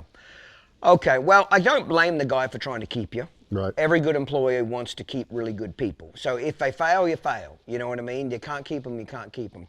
So you went to work for Jody. What year would this have been? 88. Okay. Is pleasure at its peak? Yes. Okay. What is the style of these pleasure horses? Tell me about what they look like. Before we get into Jody, how are they traveling? What do they look like? Where's their head set? You know what I mean? Just give me a bit of an idea. I thought the late 80s were probably, early 90s were probably the peak of pleasure horses. I thought we brought collection in. So it went from in the 70s, uncollected, neck up in the air, nose poked out, hollow back. As long as they loped on a loose rein and didn't fucking run over anybody, you were in the winner's circle, correct? Yes. And then collection came in. Well, the dropping of the necks came in a little bit. Is that being by just kind of jerking their set, heads down? Yeah. Rather than collecting them, they were just pulling their heads down. To make them go slow. So the movement wasn't there. So that's where Jody's horses. They were up and they were proper. They were proper movement. And the front leg was getting out there. It was matching the stride behind, but yet it was pretty. It was pleasant to look at. So is the pole level with the withers? Is it low? Are they bridled up? In 80, I was working for Jody, so that would have been late, like 88, 89. AQHA came out with the rule because they were tired of the low heads, right? Mm-hmm. So they came out with this level top line rule. Okay. And so I think it helped. It changed. So would you say that whole expression that people say about peanut rollers, was that early 80s where the heads were too low, right, correct? Right. How were they getting their heads too low? Draw reins, jerking their head down, tapping them on the top of the head with a stick? Intimidation, what were they doing? all that. All of it combined, all of it. Okay. So it was basically get the neck down but not drive from behind. Right, and then you could put the non-pros on there, right? And they could sit back in their fancy outfits and not worry about their horse running off if that horse's neck was dropped down. Yeah. And that was the whole premise of why we started dropping. And you started seeing slow start to come in. The Ohio, kind of that East Coast, where the Texas style was more free-flowing. The trainers down there still wanted, we had the cowboy influence, I would say, in Texas and Oklahoma. Where back east, they rode in small arenas, and it was all about going slow. So you started seeing two styles kind of combating one another. Well, it's submission. When a horse wants to give to you, they're going to drop their neck and relax their neck. And that's them showing you that they're being willing. I've never seen a fucking horse gallop off a bolt with somebody with their head on the ground. Think that through. Every time you've seen somebody get bolted on and somebody can't stop a runaway, where's the horse's head? It's straight in the up. fucking head. Yep. Where's the horse's mouth? Gapped open. Yep.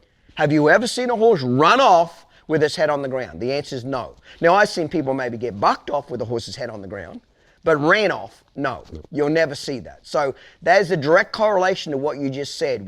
Now, I'm not saying what they did in that age with getting their heads so low and those peanut rollers was good, but you made a comment there, when their heads were low, the owners could sit back and put them on a loose rein and they would not run off. And Doug always told me, he said, just make sure when those non-pros pick their hands up, that neck goes down. Yeah. And that was simple. But that's really what we were doing back in the early 80s. Okay.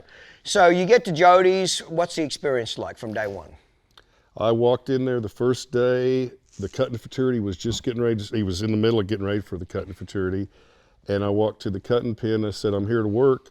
And Jody said, you see that barn right there? And I said, yeah. He said, that's the cutting barn. That's my barn. He said, you see that barn right there? I said, yeah. That's a pleasure barn. That's your barn. And I was expected to go to work and produce. And that was all he told me. Didn't tell you the horses' names, what ages, nothing. No, I had to go ask around to help and just kind of figure it out. And that's what Jody would make you do. But it gave me the freedom being there. Now, the first year, I sucked. I was too heavy-handed coming from Doug's. We pulled on him a little too hard for Jody's liking.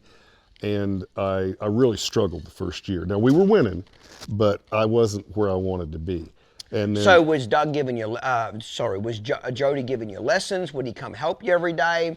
Did he turn you loose and let you drown? What was the education like? He didn't give you a lot of lessons. Now, he would tell you certain things, but you were expected to figure it out. Now, did you watch him train pleasure horses? Oh, yeah. So would he ride cutters up till noon and pleasure horses after? What was his program? Now, by the time I got there, he kind of knew I could do it. And I think he just turned the pleasure horse program over to me. You think he was burnt out with the pleasure horses? Yeah, definitely. And he wanted to do the cutting horses. Yeah, and so I would help with the cutters in the morning, and then we'd and then I'd, on some days, not every day, depending on how much help we had at the time. I was turning back, I was starting some of the colts on cattle and all that, but my main thing is I wanted to do the pleasure horses. So until the second year there, I struggled a little bit. But what Jody he would come into the big fraternities. I'd take the horses in. Jody would fly in to maybe 3 shows a year, maybe 3 to 4 shows a year. But the rest, he gave me the truck, the trailer, gave me a credit card, and said, "Take off, go down the road." And so I had some pretty good horses, and I was doing it by myself, which was setting me up to run my own business. Okay. So was he approachable? You had questions, you had problems. You could say, "Hey Jody, this son of a bitch ain't loping real good to the left. Can you come watch me?" Tell me about the education part in that. Well, there was that. The biggest education Jody would give me was if he got in a bad mood and he would walk in the barn, he would go get the biggest bit he could find, and he would find that son of a bitch that you had problems with the day before.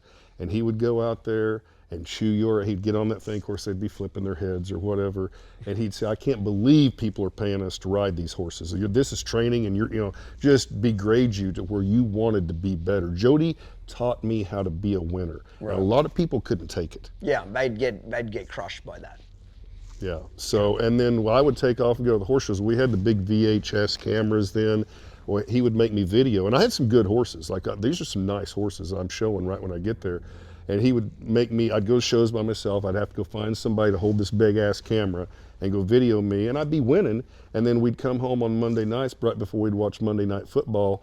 Debbie, his wife, would cook us dinner. He'd say, "Let's pop that tape in first." Oh, God damn it. Can I eat first? Can I eat before I get my ass chewed? And I was winning.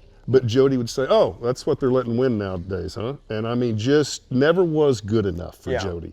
And I loved it. Yeah. I loved it. You loved the challenge of it. I could see how a lot of people wouldn't, but you loved the challenge. Yeah, well, most people would have melted under Jody. Yeah. Most people did melt under Jody. Yeah. So the second year, what happened then? Just things started clicking. Do you think you were watching his style? Do you think you picked up on the light hands? What did you learn from him training-wise that made the horses better? Well, I was the lift and the movement and all that, and the more natural look to it. That Jody could train a horse up, but yet make it look like the horse wanted to do it, right? Okay. And I had trouble, and finally I went to Todd Summers. And I said, "Todd, I'm having hell. He won't let me pull on these things. He's this soft hand stuff." He's like, "Go behind the barn and do your shit and then see what happens." Well, I come back out. He's like, "Yeah, that's what I want right there, right?" So I started figuring out how to...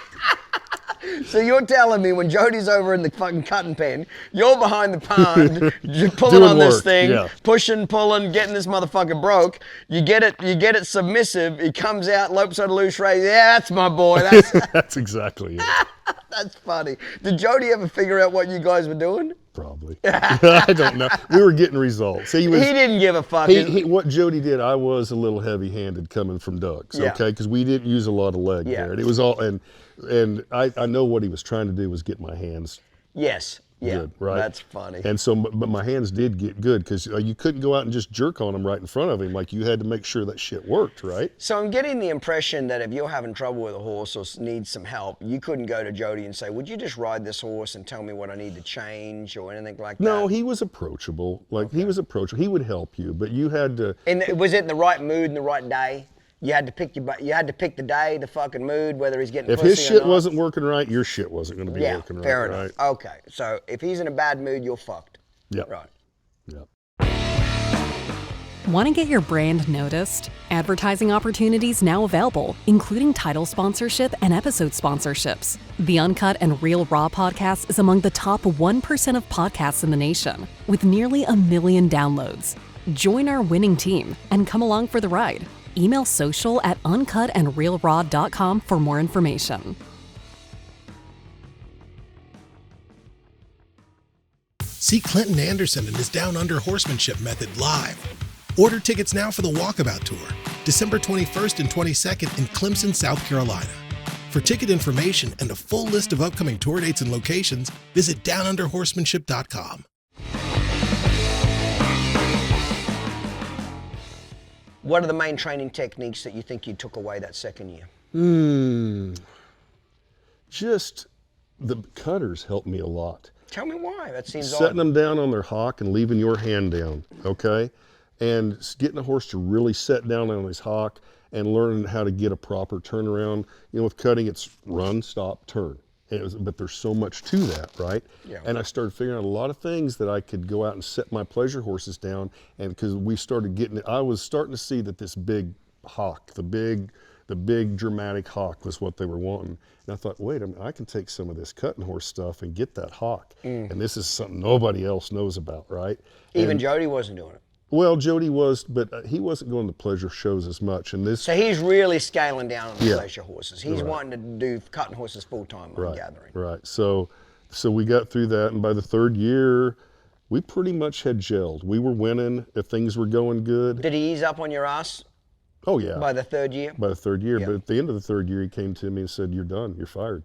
Oh, truly? Yeah. I said, "What's going on?" He said, "Well, I'm not going to do the pleasure horses anymore." He says, "They're not making me really any money, and I want to go strictly to cutting. You can stick around here if you want to be the ranch manager, and I'm going to send the pleasure horses home." Oh, truly? Yeah, and we had the Walton family. I mean, I had great people. I'm hauling right then. I'm like, it wasn't a big barn. It was Like how many horses? 12 head. Okay. Yeah, something like that. 12, 14 head. You saddling and unsaddling your own horses these days? I've got if I wanted to get somebody in there to help me, like, you know, one of the stall cleaners or something, but generally I did my own stuff. Right. And I'm still that way. Yeah. I've always been, I like to saddle my own horses to a certain degree. I bitch about it a lot, but I Yeah. still do it, and I like to wrap their legs, and I like Yeah. to do that, unless I've got somebody there that I trust. Yes. Okay. Yeah, and so then he said, I said, okay, that's great. I guess I'm gonna have to go find some place to go, because I want to do the pleasure horses. And so I went and found How old are you now? 25, 26 probably. And I said, okay, I'll go find a barn. Well, I went, took me a couple of weeks. I came back in one day and I said, Jody, I found a barn. And he was like, nah, you know what? I don't want you to leave. Why don't you just stay here and I'll just give you the business. Oh, truly? That's awesome. Handed it to me. That's with the customers too? Customers, everything. I get to use the show saddles. I didn't have to buy shit. That's fucking awesome. I used his truck. So I stayed 2 more years there running my own business, and it was a great time. It was That's the awesome. best of times. Why do you think he changed his mind? I don't know. You never asked him? Years later? We did here. I took the reason I had to leave is I took a job with Ken Banks, and it was a high paying job. Ken paid me really well, and I came back from the interview, and Jody and I went and got a 6-pack of beer and sat in the tailgate. We worked horses all day long. I didn't say a thing about it, and we got through working horses at the end of the day. And we had that 6-pack of beer, and we're sitting there, and he said, did you all the things we talked about? Did they give you that? And I said, yeah. And I said, and I kept asking for more, and they kept giving me more until I couldn't ask for anything more. And he's like, what are you going to do? I said, I'm not taking it. You're not kind I of. said, I'm not taking it. And he's like, why? I said, I don't want to leave here. We're winning. You're winning the cut, and I'm winning the pleasure. I'm winning the world by now. I'm like, Okay, so you're at the high level. I'm the guy. Like, I came out and I went boom. I just Right. start winning. So you pretty much take Jody's place in the pleasure. He was the man, and now you're the man, correct? I'm getting there. Not quite I'm there. not the man, Okay. but I'm one of them. They're scared of me. Who are the others? Well, Todd Summers had just come out of there, so if you had Jody's blessing, you were pretty much the shit. Set up. Yeah. Right. So Todd Summers is doing well in the pleasure Yeah. world. Who else? Oh, Where's Cleve Wells in this? Cleve's in there right now. Yep. There's a lot of players. Keith Whistle, Right. Carp's doing really good at this Doug time. Carpenter. Yep. Yep. You've got you got the Texas scene. There's a lot of good trainers down in So Texas. there's some stiff competition. Yeah, everywhere. it's real. There's a lot of competition at this So what point. happens when you tell Jody you don't want to leave? What's he saying? He says, you got to leave. He says, you're not staying here. He said, if you don't take that job, I will. That's great money. And I said, I really didn't want to, but he said, you have to leave. You have to leave. So I went and took that job, and it changed my life. What do you think would happen if you wouldn't have taken that job and you stayed there? You couldn't have got better horses? Could you have won more? You know what I mean? With Jody's contacts, do you don't think you could have got richer customers? No. I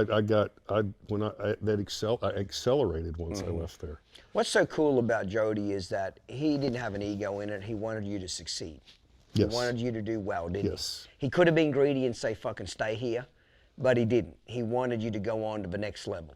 Jody wasn't, those last 2 years, Jody wasn't making any money off me. Yeah. He was doing it out of the kindness of his heart. Yes. He handed me great customers, and I immediately went down the road and started winning. I kept the grass, I kept the place up. I ran it like it was my own place, so he had that. But other than that, I didn't see a lot of upsides other than Jody and I started riding together more, and we started respecting. I would go out in the mornings, and he would work his cutters. We'd put a bale of hay in the middle of the arena. We'd put 5 or 6 cattle, run 5 or 6 cattle up.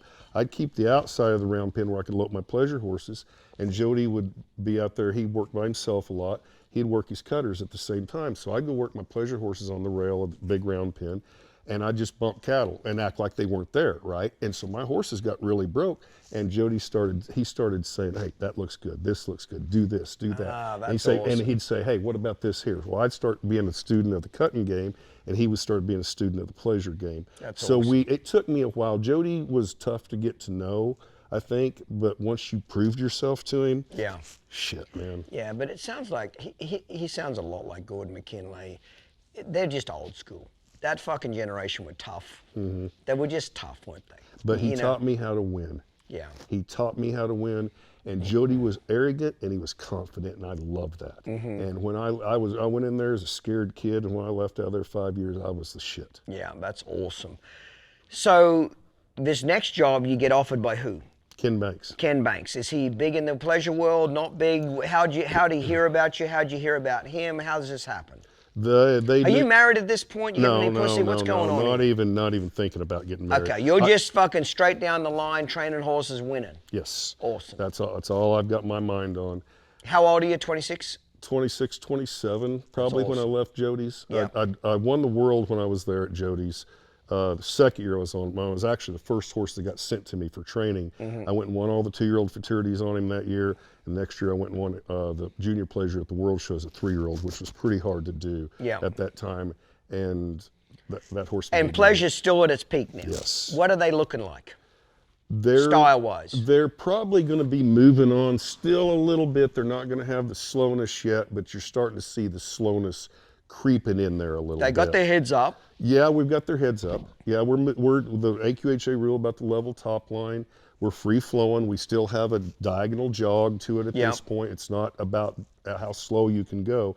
It's about how pretty you can make them look, especially at the World Show, because AQHA wanted that. Now, you go back east to the Congress, it was a little different game. You geared them down because that was a style back there. So you had to have your horse where you could go show it geared down or go back up and free flow it, right? Okay, right, man. So was Ken a big player in the pleasure horse deal? Not at this time. He's getting started. And he wants to hire his own in-house trainer. Yes, and he built a facility down there. Down where? In Schulenburg, Texas, where he lives today, South Texas, right in between Houston and San Antonio. Okay. So I went down there in into '92. Is he breeding his own horses, buying them? What's he doing? Yes, we started to get some mares. They've got their little show string. They've been backyard. They've been with a trainer named Guy Stoops, who is over in Houston, and small operation. But one of the stipulations I had when I took that job, I said, listen, I've got people that have stood beside me and got my career going, and I'm not going to turn my back on them just to go to work for you. They're coming with me, the ones I want.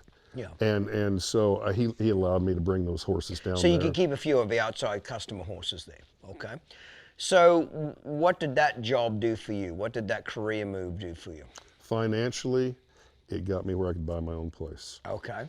Money-wise, it helped you? Okay. Yes. What was the stock like? I had I was buying my own stock. I had checkbooks. He gave you an open checkbook to go buy the right horses? He, along with other people, but you have to have a competition in your barn a little bit sometimes, right? So I had my outside customers were buying these horses. Well, you keep one up and right each one. Okay, so he didn't like getting outbeat by somebody else, so he'd buy one. And his wife had confidence in me at that time. She would let me buy some good horses. Did she show pleasure horses too? She did. Yeah. So both of them did it. So it's kind of a family deal. Okay, that's awesome. So at this point, you've got your training down pat. You know what you're doing. You're feeling confident. What do you need now to really be the top of the game? Maturity at this point. This came at me, the success came at me, but I knew I needed to add some more to my program. I wasn't satisfied totally. I'm in the cover of the magazines. I've got all the stuff going on right now, but yet deep down inside, I knew I wasn't there yet. I'm winning the world. I'm winning the Congress. I'm one of the top players, but I'm like, I still need to get better than these guys. See, what's unique about that, Troy, and I don't know where you got this from, is some self-reflection. You're doing really well. A lot of people would just let that blow their fucking head up, and they would not say, I could get better. What have I got to do? I'm missing something. You must have self-analyzed a lot. I do. I'll still to this day. And say, hey, this is good, but it could be better. It's always my fault. Yes. Right? Yes. Even when a horse does something wrong, deep down, if I go trace it back, I can figure out it was my fault for not preparing that horse properly. Yes, not doing your job ahead of time. Yes. And reading that horse. So how long were you at Ken's place? 2 years. 2 years. Do good for your career. Other than financially, anything change in the winnings? No, I was winning. I'm winning the Congress. I'm winning. I'm rolling. I'm rolling out of Who's your biggest competition in these days? Cleve Wells and Keith Whistle by this time. Okay. Where's Cleve training out of? Burleson, Texas. Okay. So he's neck and neck with you and Keith Well, Whistle. I'm saying Cleve's had that, but Cleve's been up on that level for a while.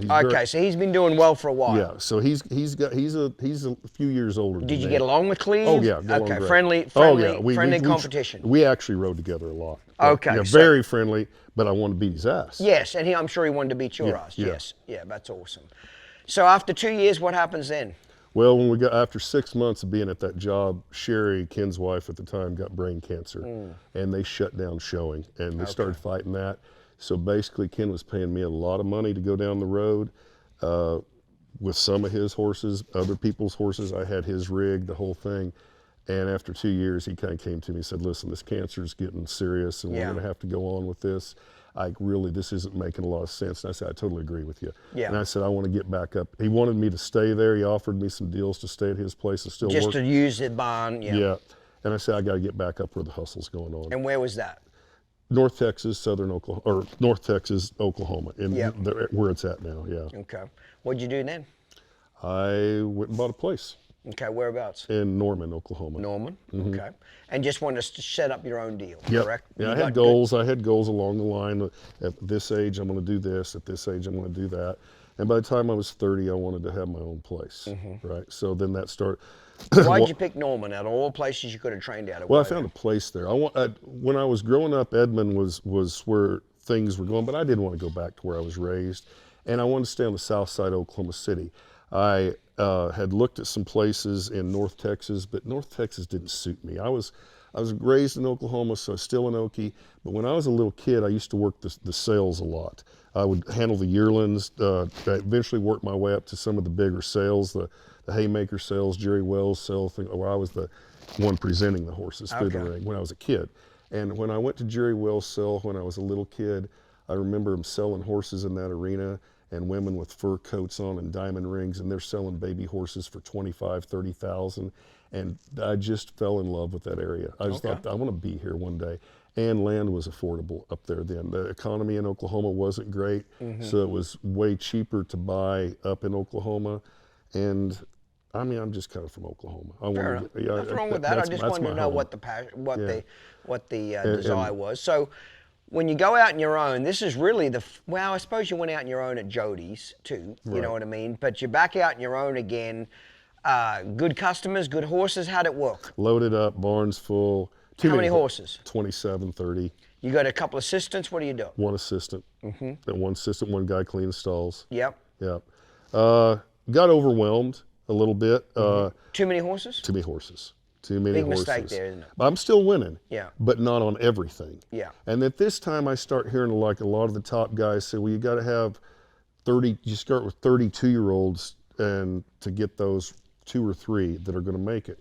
And so I started figuring out these guys don't have a very high success rate. And that started bugging me. I was like, I need a higher success rate with my horses. And I started changing some things then. After that year, my first year back up into Oklahoma. Did you feel like the quality went down, Troy? Yes. Okay, that's what I'm getting at. It was too much like a factory. Yes. Too much of assembly line. Yes, and I'd been through that before at Doug's. And I didn't like that. Yeah. I didn't like that. Doug said, if you can't get it done in 15 minutes, then you're not a very good horse trainer. Yeah. And that's about how long we rode them, 15 to 20 minutes, and then you got on another one. But I don't think that's enough. No. It's not enough to really do a good job. No. Yeah. So what'd you do the second year? You sent some horses home? What'd you do? I was struggling to find a place. I'd leased some stalls up there in Purcell, actually at Jerry Wells' old place, the place I wanted to move, that got me wanting to go back to Purcell. But I couldn't find the right place. I had a place lined up and the deal fell through, and I needed to buy something because rent was starting to kill me, and I knew that I needed to get my own place. So I found a nice place up in Norman and just went ahead and bought nice house, barn. I had to finish the barn out, but it was real picturesque setting, and it was something I thought, I can do this. I'll just buy this. Yeah, but when did you start cutting the horses back? That same year? When did you go from, I've got too many horses that I've got to cut back? That same year, about 96 or so.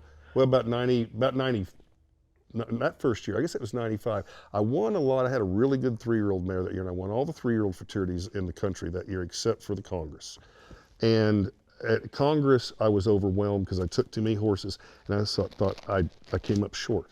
I was 5th at the Congress in the 3-year-olds, and I should have won that.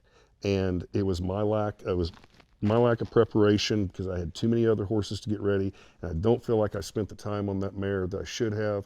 And if I could have done that, I could have won. I could have complete a perfect year. And that, I was like, man, you got to get back to where you're doing a good job on every horse. Yes. And when I was lying to people when they were calling to me, how's my horse doing? Oh, great. Well, you don't really know. Yeah, that's the joke in the industry is when they start getting 50, 60, 70 horses in a train, and they have no fucking idea who owns it. Unless you're the richest customer in the barn and you've got 20 horses in training, they have no fucking idea. Right. They haven't seen it. And I just felt like I was lying to people. Yeah. And you got to go to sleep. I appreciate your honesty now saying this. I really do. This is what this podcast is about, is just being fucking raw, what the truth is. Yeah. How's my horse doing? He's doing great. Is he getting better? Yep, getting a little better every day. That's code for I have no fucking idea. You know what I mean? That's what that's fucking code for. I have no fucking idea. I haven't seen it because I got 4 assistants.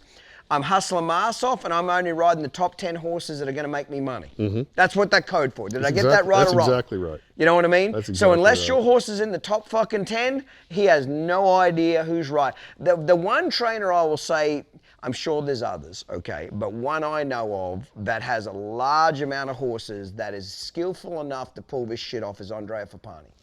Okay, he might have 50, 60 horses in training, maybe 75 sometimes, but I swear to God that some bitch knows every fucking horse. Yeah, but that guy's he's a different cat. He's a different cat. He's got eyes in the back of his head. He sees every horse every day. I would have hated to be one of his kids growing up because you couldn't get away with shit. Because he just has eyes everywhere. Right. So he'd be one of the very few trainers I really know that has that much of a large barn. But if a customer called up and said, how's Ginger doing? He'd be like, yeah, I saw her today. Her left circle looked like this. Her right circle, she was diving in, and she stopped pretty good, but her left turn needs more turnaround. What the fuck? Did you ride it? No, I just watched it. How'd you watch it? I just do that. He's like that. He's got a sixth sense about him where he knows. I agree. But you must admit, most trainers that have those kind of numbers really don't know what the fuck's going on. Yeah. They know what their horses are doing, the 10 that they're riding. Yeah. But you still see it when you walk into when I go look for horses. Yeah. A lot of times, if I'm looking for a cheaper horse, some of these guys won't even know, what the hell the horse is doing. So anyway, that's what I had to cut back on that. You felt like it was affecting your winning. I never wanted to be a big barn trainer, and I got suckered into it a few times. Yes. It's easy to do that, isn't it? Yes, it is. Yes, because you always think big is better. Yeah. Fuck. When I almost went bankrupt, I grossed 14 million. I lost 375 the same year. I had 40 employees. Bigger almost killed me. Yep. It really did. Well, the best you can do is just break more even. Yes, that's exactly right. Bigger is not always better. I'm not going to mention this trainer's name out of due respect to him, okay? Because he didn't give me permission to tell the story. I'll tell the story, but I'm not going to mention her name. This particular trainer was an assistant for an extremely well-known horse trainer. And he goes out on his own. And he said, Clinton, the first year I leave, he said, I got 8 fucking horses. Not much. I don't have much to start with. I got 8 horses in training. 4 of these fucking things are Arabs, half Arabs in the reining world, okay? And I said, why'd you take the half Arabs? He said, they fucking paid their bills. I had to eat. You know what I mean? He said the other 4 were just kind of average horses, maybe a little above average, nothing outstanding, nothing phenomenal. And he said, but you know what I did? He said, I rode the shit out of those 8 head all year long. I sat on their back. I rode the shit out of them. That first year he went out on his own, he fucking killed it. Won a shit ton on one of those particular horses. And I really respect this guy for telling me the story. And I said, okay, that's great. He said, yeah, but he said, not my dumbass. The next year, because I win, I get a bunch more horses in training. So the next year, I jump up to 30 horses, because that's the number I need. 8's not enough. I got to get to 30. I got to have more horses to pick from. He said, you know what happened the second year I get 30 horses in training? I don't win shit. He said, I didn't win shit. And I said, why not? Because he said, I wasn't riding them. He said, I got an assistant, I got another assistant. I wasn't putting the time in. He said, you think I'd learn my lesson? Oh no, the third year I double up 60 horses. You know what I mean? I got, and he said, I won more the year, but I had the least talented stock, but I put the most time into them. I got another buddy of mine, okay, I knew him for 20-something years. He was extremely good. He's not here now, but went back to Australia. And he was a very good reining horse trainer, okay? And I got him a job in Northern California and for a wealthy guy out there, and they were going to do pin hooking on 2-year-olds. They were going to buy yearlings in the reining horse world, train them for 7-8 months, resell them, split the profit. This guy, the first year, this has gone back probably about 12 years ago now, okay, gives him a budget of $7,500 per yearling. So fuck all. Okay, he's buying grandsons of Shiner, grandsons of Smart Chickalina. He don't have much budget. Right. He's got $7,500 per yearling as a budget. He buys 8 head, okay? His wife saddles and unsaddles the 8 head. He sits his ass on there from January 1st to September 15th and rides the shit out of these 8 head, okay? He gets all 8 head sold. They gross over $500,000 for all 8 head. Now, considering they only had fuck all in them, but right. $7,500 per horse, so add another maybe $7,500 for board, shoeing, etc. They got fuck all in them. But they gross over $500,000. I think it was closer to $600,000. So once the owner took the expenses of the horses out, they got to split it 50-50. He made bank. And I was like, and those horses went on to a couple of other trainers, reining horse trainers, that did really well on them. Really well these other trainers did, because these horses were broke to death. When this guy got them broke, they were my broke, you're broke, shit, okay? So I said to him, congratulations, you knocked it out of the park. He says, yeah, this time he's given me a bigger budget. I said, what do you mean? Oh, the boss has given me $12,500 per horse, and I'm gonna buy more horses. I said, what do you mean? He said, oh no, I'm gonna buy 16, not 8, I'm gonna double it up. And I said, you dumb fuck, you know what the winning formula is, you just knocked it out of the park. So even if he gives you a little bit more budget, why are you doubling your horses? Oh, more horses, I'm going to do better, blah, blah. The second year, he has 16. But now he's got to hire a full-time saddler and another person in the barn, and 3 of the horses don't work out, and 1 fucking dies, and he's not riding them as much, and, shit's getting a little looser. Because he's not doing everything. His wife's not saddling and unsaddling. You think that bitch let anything get by her? Hell no. If there was a hair out of place, she knew it. If something needed doctored, she knew it. But now there's a kid in the barn that doesn't give a shit if it's got a fever, hadn't any idea if it's sick, whatever. You get what I'm saying? Second year, they sell all 16 head by October 1st, break even. They get all their money back, but there's really no profit there. And I said, great. Have we learned our lesson now? Oh, no. The third year, they double up to 24 horses. Now he's got another assistant that comes in the barn, so it's him, another assistant, another person saddling. The third year, they lose their ass. Perfect example. And not only lose their ass, the horses look like shit. Well, that's it. The first year, he had the least talented horses, the least bred horses, but rode the hell out of them, and he kicked ass on those horses. People pay for horse trading. Yes. And you can't get around that. I understand there's a numbers game. And at some point, yeah, you need numbers. But that's also the Achilles heel. Would you agree? Yes. Too many numbers will kill you. My horse training starts when I pick up the halter and start walking towards that horse's stall. Okay? And if I start shortcutting any part of that, it's going to show up somewhere down the line. Truly, when I walk in the stall, I want that horse to respect me, but yet I want to build him to trust me to walk up in there. Yeah. And that sets the tone for your whole day. Yeah, that's exactly right. But numbers are not everything. I think it's the Achilles heel. I just when I heard that these guys were trying, they had to go through so many horses, I'm like, whoa, like I made my living off of reject horses. Yeah. I went and bought a lot of horses that other trainers weren't getting along with because I could work with a difficult horse and get them to work for me. Yeah. If it needed ridden twice a day, ride it twice a day. Yeah. If it needed fucking ridden 3 times a day, ride it 3 times a day. But most trainers are so strapped for time, they're lucky to get to them all once. Right. Correct? Right. Charge more money, take less horses. Exactly. It's not rocket science. Charge more money, take less horses. Yes. Yeah. I totally agree with that. Love Clinton's Uncut and Real Raw podcast? Get the merch. T-shirts, caps, and shot glasses, all available from sweet and innocent to spicy and raw. Shop the full line at shop.downunderhorsemanship.com.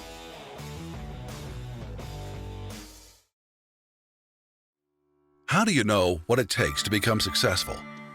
Talk to someone who's done it. Clinton Anderson became a multi-millionaire by leveraging his passion for horse training into a global brand and media empire, starting with nothing but the change in his pocket and the will to succeed. In doing so, he revolutionized an industry and became a celebrity.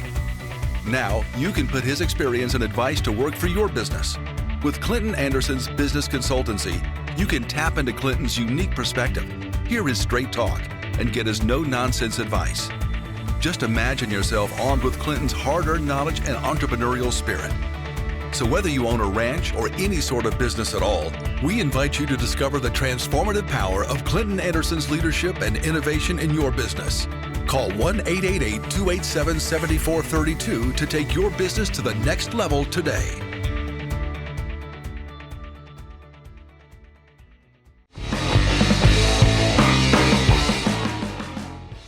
So Troy, the second year out on your own, you realize you've got to cut some numbers back. You're not placing as high as you want to be. You know something's off, correct? Internally, you know something's off. Correct. Okay. So what numbers do you cut back to? What were you and what did you cut back I to? built a 14-stall barn. Oh, I was leasing stalls up till this point, so there was an endless amount of stalls. Yeah, bring them in. We'll just keep rolling. Well, Avila told me one time, he said, the hardest thing as a horse trainer is to say no. When there's an empty stall, he said, I shake when I walk past it. Right. He said, you got to say no. Yes. Sorry, so I bought my own place and I built my barn. Well, I had enough room to put 14 stalls in this barn. That was all the room I had. And I remember Jackie Kershka walked in there to look at a horse one day right after I built it. And she goes, how many stalls do you have in here? And I said, 14. She goes, that's the perfect number. 10 training horses and 4 of your own to trade on. That's what my dad always told me. Her dad, Jack Kyle, told her that. And I thought, okay. And she said, all the old great horse trainers said 14 was the magic number. I have a 14-stall barn today. That's awesome. What happened when you cut back to 14 horses? What did you notice happen? I damn sure had to work a little bit harder because you had to make that horse more valuable, which is the goal, right? Yes, that's what you're getting paid for. Yes. So I had a year of 96, I'm going to say, that I completely revamped my program. I thought, you don't know crap, you need to get better. That year scared me to death when I had too many horses. Okay, so that ruined your confidence a little bit. When you're not winning and you're down on the numbers, it ruined your confidence. Was there really anything wrong with what you were doing, or you just had too many horses? I need to get better. Okay. I need Who to was get winning better. then? Who was? Still the same group. You got Gil Galyean. Jody's quit by now, but Gil's really doing good. Cleve's starting to go over with you in the clinic thing right now. Yeah, I met Cleve a lot in the equine expos. And you've got some of the guys from Ohio are maybe starting to step up there a little bit, but this Texas style, or the style we have out here, still, when we go to the Congress, we can still kick their ass, right? Yeah. We just had our horses a little broker, and I'm right in there with that group. But I didn't have the horses. I didn't go out and look for the horses. I was relying on what got sent to me. I got a little lazy building my place and cutting back, and I had to get my place built. Yeah. Well, so my horses slacked in '96, and then in '97. Ken and I teamed back up. Ken's wife had died, and he had a really good 2-year-old, and I started going back down and riding with Ken a little bit, and I got this 2-year-old, hey, we got something special here. And so we had a really, really great, we didn't win a lot with a 2-year-old with him, but Ken and I started teaming up, and Ken and I teamed up for 3 or 4 years there. And But you were still at your own place? Yeah. You didn't move down back to him? Well, he offered me the job back. In fact, I took the job. And I said, I think I'm going to do it, because I was getting down where I didn't have a lot of money. I was like, man, what have I done here? I've stepped in over my head. I got this place. I'm building a barn. Things are tight. Okay, so you're spending more money than you're making. Yes. Is that what I'm getting Yes. at here? Okay, I fair spent enough. a lot of this money I brought in here, and I started getting scared a little bit. And I thought, so Ken and I, he said, well, you got this job back down here if you want it. And I said, I think I'll take it. And 2 days before I was supposed to leave to go back down there, I called Ken up and I said, Ken, I think I'm quitting if I come back to work for you. He said, I agree. He said, I'll just send you the horses then. Okay, so Ken sent his horses up to you. And and from there on, Still a 14-store barn. You got somebody saddling, unsaddling, you're doing it all yourself. I've got assistants. I've got one assistant, usually maybe 2 at this point. Okay, but you're doing the vast majority Oh, of I'm doing the work. Now I've got there, but it made me, I got scared. I got scared in '96, and I was like, I'm stepping this shit up, and I'm going to get better. And because I had that young win thing you get when you first go on your own, where you get to believe in your own bullshit, right? Yeah. And so I was like, I'm not doing this anymore. I started tearing myself apart. I started analyzing. I started watching videos, and even though I was winning, I was like, I want to be untouchable. Yeah, yeah. What did you notice happen when you cut back to the 14 horses? What happened to the horses, the way they rode? Rode better, rode worse? What happened? Rode a hell of a lot better. If they rode until they rode. Like if I didn't like my ride, I went and got them later on. I may ride them 3 or 4 times a day until I got that ride that I needed. Tie them up, let them air up, give them drink, go ride them again. Take care of them, ride them as hard as you want to, but take care of them twice as hard. Yeah, that's a damn good rule.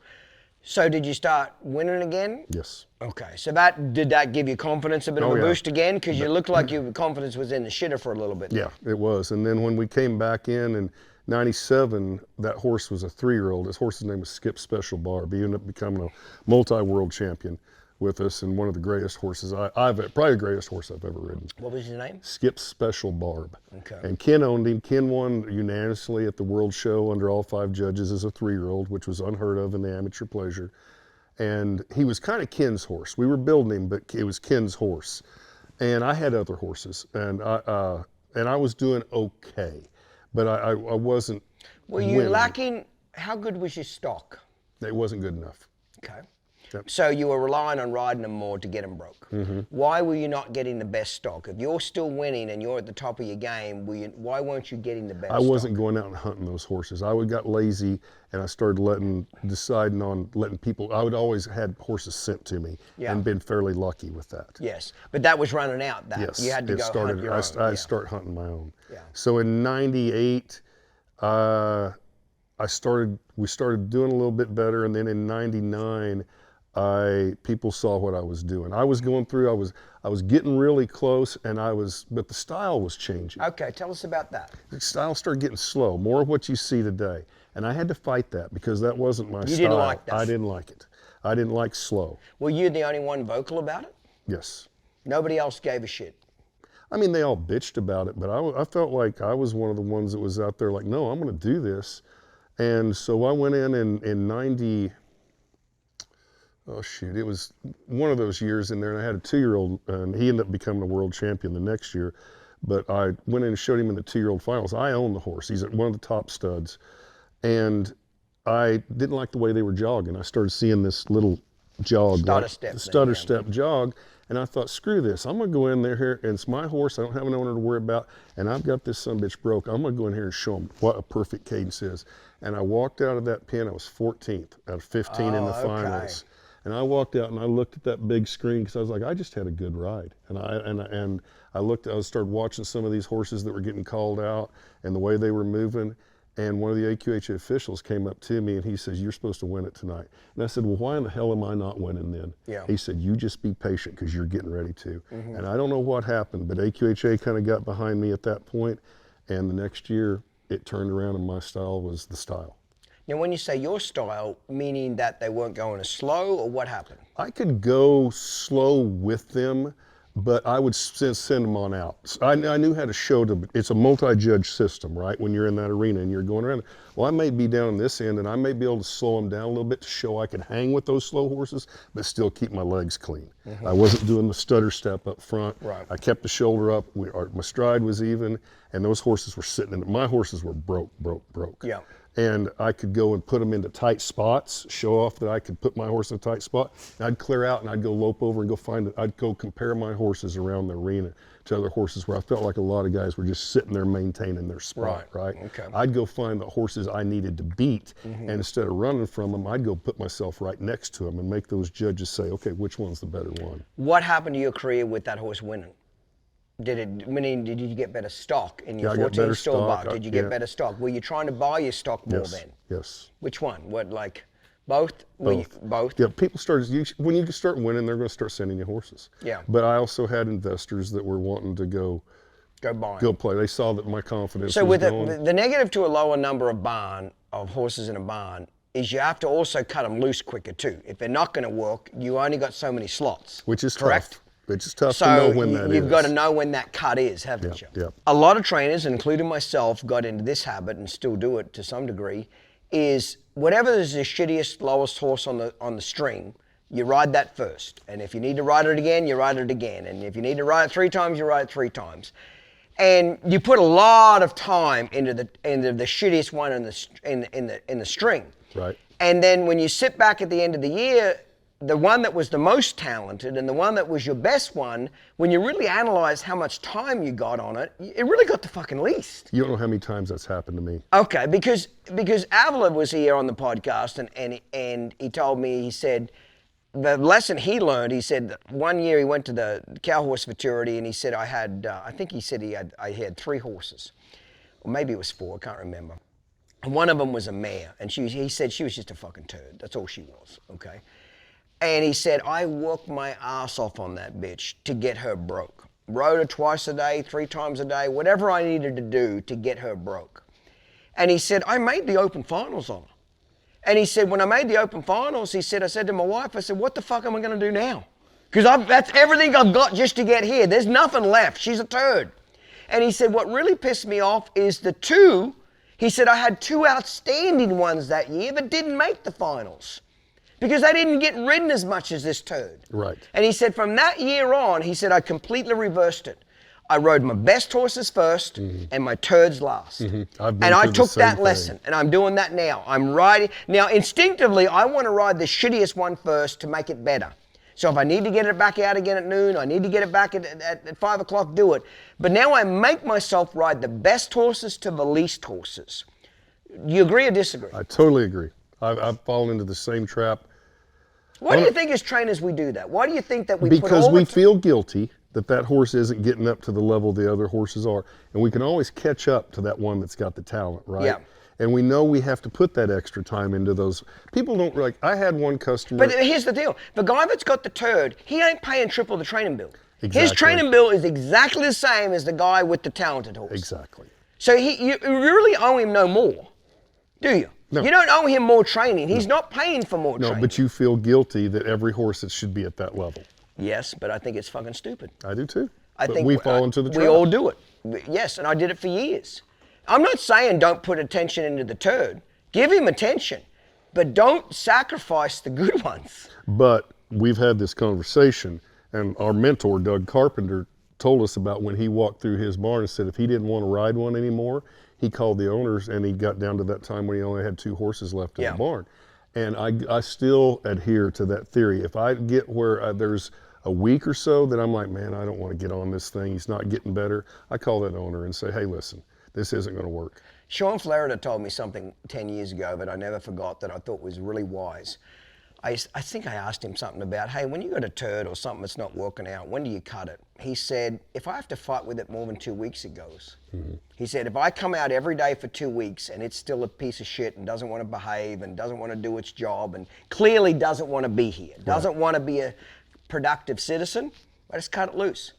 And he said, because after 2 weeks, if it hasn't changed, it's not going to change. Right. And I thought that was a very reasonable thing. Give it a chance to come around, put your wholehearted effort into it, but after 2 weeks, it's done. Yep. And I think I thought that I had a lot of respect for him for saying that. Is that no point fighting with them every day if it's not right for your program, or it's just not talented enough, or horses very much go through stages of resistance. They do really well for 2 or 3 months, and then they'll plateau. And then to get them to that next stage of greatness, you kind of have to go through a little ugliness there for maybe 2 or 3 days, maybe a week, maybe even 2 weeks. And then if they're any good, they'll jump up again. And then you'll make progress every day for like 2 or 3 more months, and then they'll hit another plateau. Every time they hit a plateau, you don't know if they're going to come out the other side of it, do you? One of the greatest horses. Yes, or you do. Yeah, I totally agree with this. One of the greatest horses I had, I put it together the night before the Congress 2-year-old finals. If you'd asked those guys out there watching me ride that thing all week if I was going to win the Congress, they said, hell no. Yeah. That thing looks, but when I put the pieces together that night, and she ended up being a Hall of Fame horse and one of the greatest pleasure horses of all time, and she never took a bad step after that. But if you had watched her for those few months. That was her stage, wasn't it? Yeah, but I put it together the night before, and it stuck. Yeah.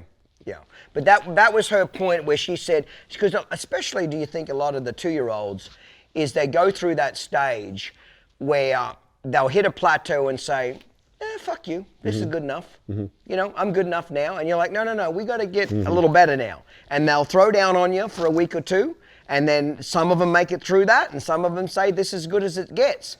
I suppose the art of a horse trainer is to know when he just can't get any better, or when he really can, but he just needs push through it, correct? Exactly. What do you have to say to that? If a young trainer came to you and said, Troy, I've hit a plateau with a horse, how do I know whether he just doesn't have the talent to go on, or whether I need to just work a little harder? What would you say to him? Well, you got to go with your knowledge. Have you covered all your bases as a horse trainer? You go back, and it's always my fault at first. Yes. At first. At first, yeah. Yes, and I say, what did I do wrong in the process? What could I have done better? Yeah, there's 3 mistakes you make with a horse. That's either buying the wrong horse, training the horse the wrong way, or showing the horse the wrong way. And you got to go to one of those. Love that. You got to go to one of those spots and find out where things went wrong. Yeah. Did you buy the wrong? Is it not the right horse? Yeah. Have you done something wrong with the training? Are you nervous showing it, or are you not getting it shown right? What's the problem here? Yeah, I love that. That's a very logical way of saying that. I'm going to take that to the bank. You're getting better stock. What's happening now? I got a chip on my shoulder, and I said, screw this. I'm gonna light this shit up. And so I went from about 99 there. How old are you? 30, mid-30s, early 30s, mid-30s. And I said, I'm gonna light this up. And I got where I wouldn't hardly talk to anybody. I was, had gotten around Todd Bergen a lot, and when Todd and I were good friends, and I noticed how Todd would block everything out. When he got with the horse, if you said hi to him, you barely got anything out of him, yeah. right? And I love that. So I started adapting that mindset, and I took it to an extreme, because I didn't have a lot of respect for maybe some of my fellow trainers at this point, because they're starting to do some things I don't like. And training-wise. Yeah. And I thought, well, my style's out that's different. I still wanted the expression to the horses and all that. So I just kind of got in my own little world right there. And I fed off myself. And I had some people around me that believed in me. And I went on a roll there for a while. I was pretty tough to beat for till about 2003. Financially, did it work out with the 14-stall barn? Yes. Did you do the whole trade and 10 training horses, 4 trade horses? Did you try to follow that? I tried to. The training horses would overtake it sometimes. Yes. And I wasn't managing my money the best at that point. And I felt like I was, I owned World Champion horses. My horses I did own were damn good horses. Yeah. But I wasn't, I don't feel like I was maybe taking care of myself the best. Yeah. You kind of don't, to be honest, because when I've always said there is a price to be paid for success. When you're in the zone that much, I don't give a fuck if it's training horses, skiing, mountain biking, running. When you want to be the best in the world, I think you're an animal. I was. You are an animal. Yeah. And you might say, well, what is the price to be paid? It's typically family. It's typically wives. It's typically children. In your case, might have been finances. You can't be everywhere. Right. You can't do everything. Right. So that's why I always said, be careful. There's a fucking price for success. And at this same time, towards the end, the horses I started letting the numbers creep back up on me again. Got back up on you. And at the end of 2003, I got burned out. I'll be honest. How many horses did you have in training? Oh, shit. I don't know. 40. How the fuck did you let that happen again? This is the second time. Was it just money? I'm not blaming you. I fucked a lot of things up, Troy, but how did it happen a second time? It just creeps on you? It creeps on you, man. I don't know. I just couldn't say no, and maybe that is that horse going to go somewhere else? Is somebody else? The fear of somebody else taking a good one. Yeah. Yeah. So and that crept in on me. And what did you notice to your horse training when you started getting those numbers? Did the horse training quality go down again? No, hell no. It didn't? I worked my ass off. You just worked hard. I worked harder, and I may have produced some of the best horses during that time. Okay. Because I stayed at the barn ungodly hours, and I was a machine at that point. Now, you're still married at this point? Yes. Okay. Well, that makes complete sense, because you're unhappily fucking married, so you stay at the barn. Okay? The greatest thing with a man being unhappily married, you know where you live? The fucking barn. Yeah, that's what My first marriage, I was so fucking miserable, I never wanted to go to the house. Never. So I lived in the barn. All fucking jokes aside, now it's completely making sense. You don't want to go home, motherfucker. You're safer at the barn, because at the barn, you're not getting your ass chewed, you're not getting bitched at, you're not getting whined at. You're fucking in your element, correct? Yes. People can make fun of me, but that's the fucking truth. Yep. Men don't want to go home and get fucking bitched at. They absolutely don't want to go home and fight with somebody. It's hard to kiss the lips at night that chew your ass. You're goddamn right it is. Absolutely. Ever wanted to own a champion? Clinton Anderson, world-class horse trainer and competitor, has been spotting and developing promising horses into greatness for decades. Now, he is offering an exclusive ownership opportunity to create champion horses. Introducing Clinton Anderson's Performance Partnership. In this exclusive program, you and Clinton will co-own a top-tier performance horse that will be meticulously trained and cared for by Clinton Anderson himself. This isn't just an investment, it's a first-hand experience of horsemanship excellence. With Clinton's help and advice, you'll choose the horse that resonates with your ambitions, and Clinton takes the reins from there. From training to stabling, from the practice arena to the winner's circle, Clinton's unwavering dedication ensures that your equine athlete reaches its full potential. This partnership is about more than business. It's about a shared passion for equestrian excellence. And Clinton Anderson isn't just your trainer, he's your partner, fully invested in every horse's success. Together, you'll share in the excitement, the prestige, and the profits. Membership is strictly limited to ensure each investor receives personalized attention and commitment. It's your chance to be part of an exclusive equine ownership community that combines the excitement of competition with the satisfaction of success. Don't miss your opportunity to join Clinton Anderson's Performance Partnership, a unique collaboration that transforms dreams into equine champions. Experience the heart of horsemanship excellence. Find out more at ClintonAndersonPerformanceHorses.com.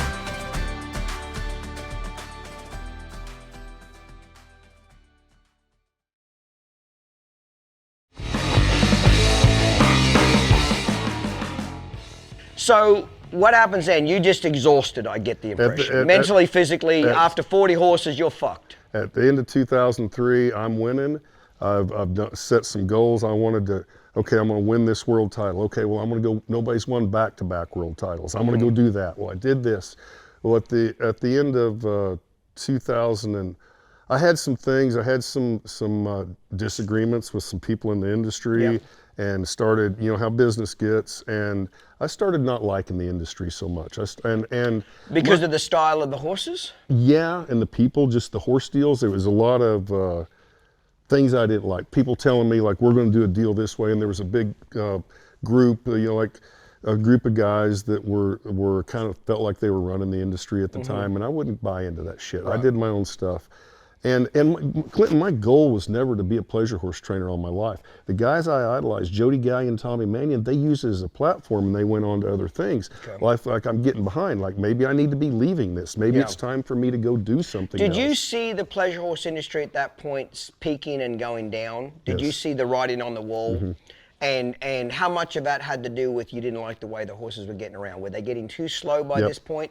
Yeah, I stepped away. We built what's now Silver Spurs there. That place, I had a customer, And I went and built that. I had found out that I had some IRS problems, and I had to come up with a hell of a lot of money to pay the IRS. And I thought, well, horse showing ain't going to cut it. So I just said, I'm going to either sink or swim on this. I got to get some money raised. And I just stuck my neck out and started buying my own horses and building my own horses and selling them. And within a year and a half, I had that big debt paid off. So that gave me a lot of confidence. And I thought, well, maybe I need to step away from showing a little bit and just start building them. I'm going to say it. It's not going to be fucking popular, but I'm going to say it anyway, okay? You got into some financial trouble with the IRS because the person handling your finances, which was your wife at the time, didn't fucking pay the taxes. I'm just going to say it how it is. Is that right or wrong? Yes. Okay.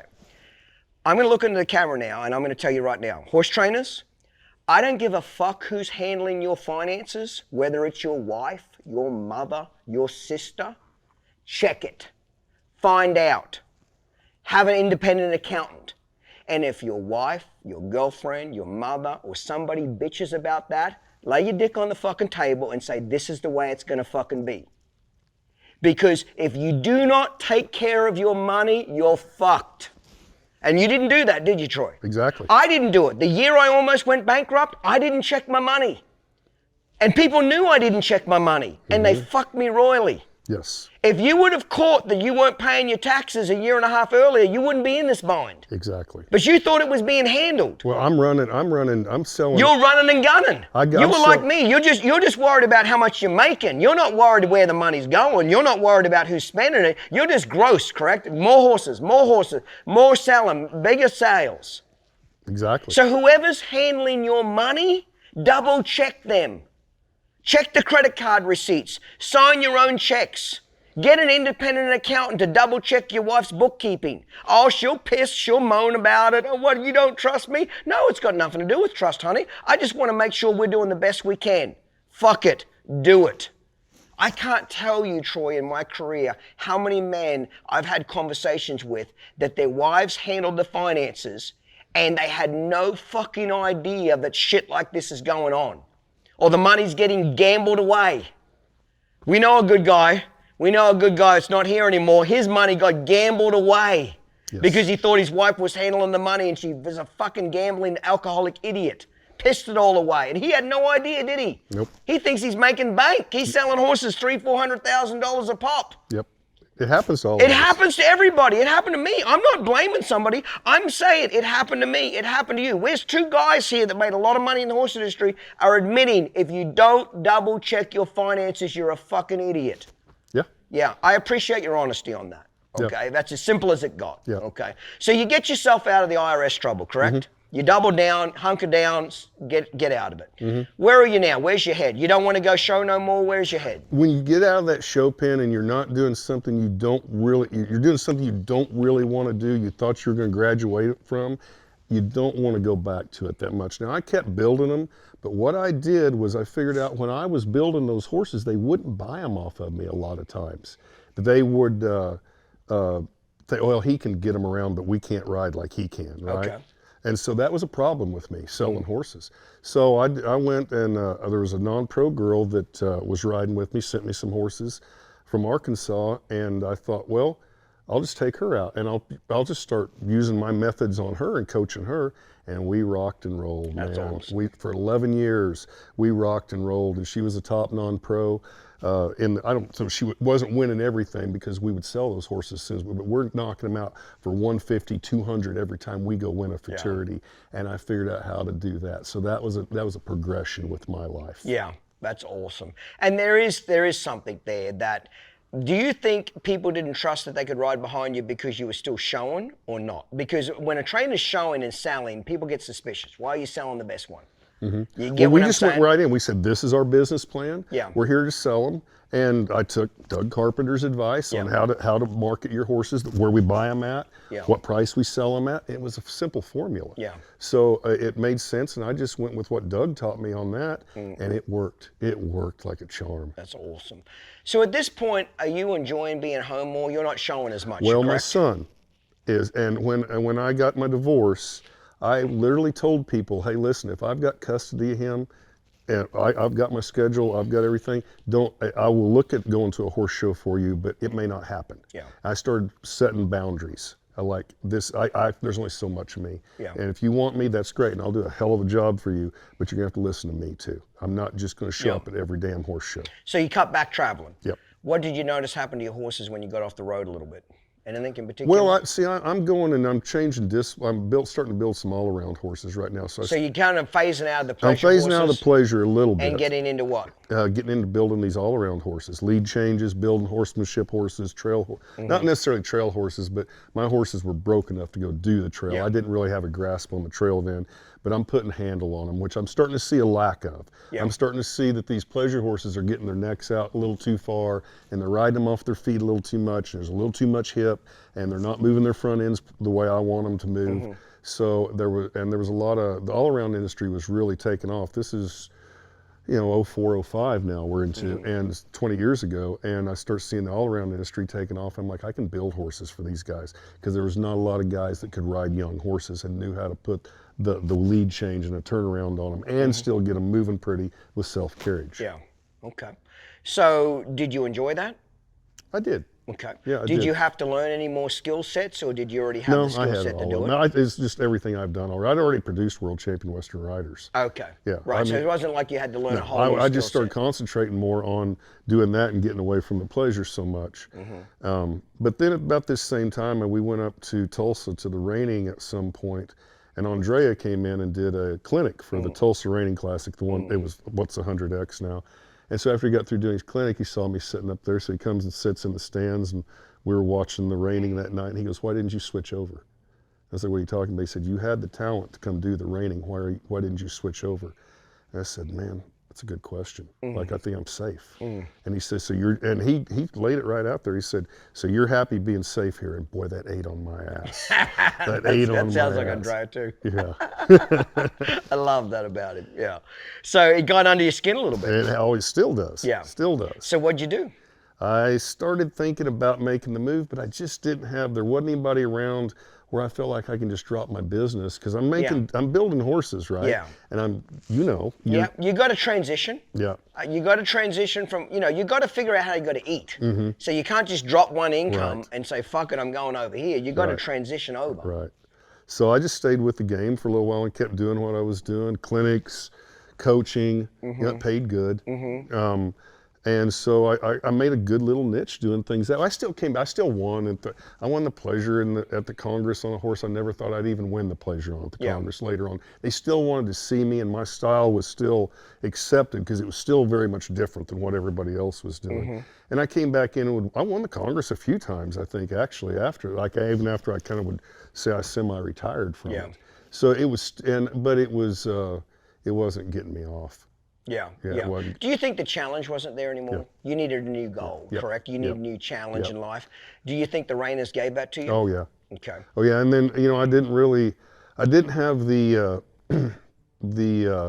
skill set, I felt like, to go over into the industry, but then Mike Flaherty moved in down the street from me, and really I had to get a knee surgery, some things like that. Had some time off, and I started going around with Mike, and Mike really helped me a lot. That's awesome. And he opened a door for me. And of course, I've always liked hanging out with guys that are about 10 years older than me. Yes. That's always been my influence. And Mike's about 10 years older than me, right? And he really, really helped me. And we've got Trevor Dare and everybody around there, Todd Crawford. I've got a great group of guys I ride with on a regular basis now, and they've helped me transition over. And I don't have the pressure. I've gone out and, I'm not great at reining, I'll tell you that right now. But I've got some people that are willing to be with me because they know I'll try and figure out the process. Yes, and they're enjoying the process with you. They're enjoying it with you. What do you think has been the biggest changes you've had to make from that your past industry to being a reining horse trainer? What are the biggest lessons you've had to kind of try to learn there? We got to learn how to ride. Challenges. You got to learn how to ride speed. Yeah. Yeah, and which I've always been good with that, but you got to learn how to do on the sliding stop. You got to learn how. That's an art within itself. Yeah. And so there's a lot of little struggles, pattern placement when you're showing. That's where I still get into problems, right? I'm still figuring that out because everything happens so fast, and they're so critical now in the judging. Oh, they're extremely critical. Yeah, so they're extremely critical. Would you agree that when a trainer tries to change from one industry to another, I've noticed that a lot of the horse trainers, 99% of them, are very encouraging. They good on you. Here's some help. Like, they're very encouraging. It's almost like you earn their respect when you're willing to step out of your world and lower your pants and step into this world. It's almost like they respect you more. Like you're willing to play this game. I'm glad, I wish I'd have made the change earlier. Yeah. But I'm glad I saved it for now. Because they know who I am. Yeah. And how do you get them loping like that? Yes. How do you get them changing leads? So you're changing some information with them. Yes. That's awesome. And I've gone on the road with a lot of different guys, and just the little things, and I'm starting to say, oh, well, now my skill set really is applicable to this event. Yes. Which at first I didn't have that. I said, you don't know anything about this, throw everything away that you know. And I started all over again.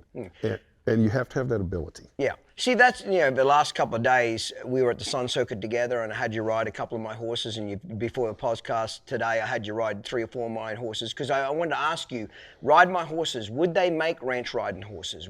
Could they cross over to other type of disciplines? Because I was curious the way I want them to ride, and the softness and the brokenness and so forth. I wanted to know, would that work for any other industry? A broke horse is a broke horse. Yes. Yeah, it is, isn't it?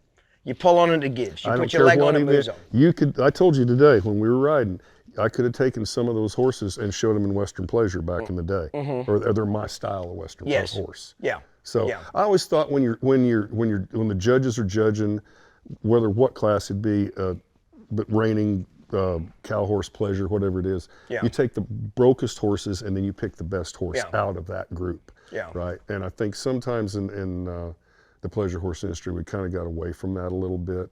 And so it's made the reining a little more appealing to me, because you can still go in and have your own style. There can be 10 different styles that get presented in 10 different runs, but you get marked for the style on that horse. That's correct. Yes. And with pleasure, I felt like we were going into a cookie cutter thing. Yes, if you didn't fit that, you were fucked. Yes. Yeah, I'm with you.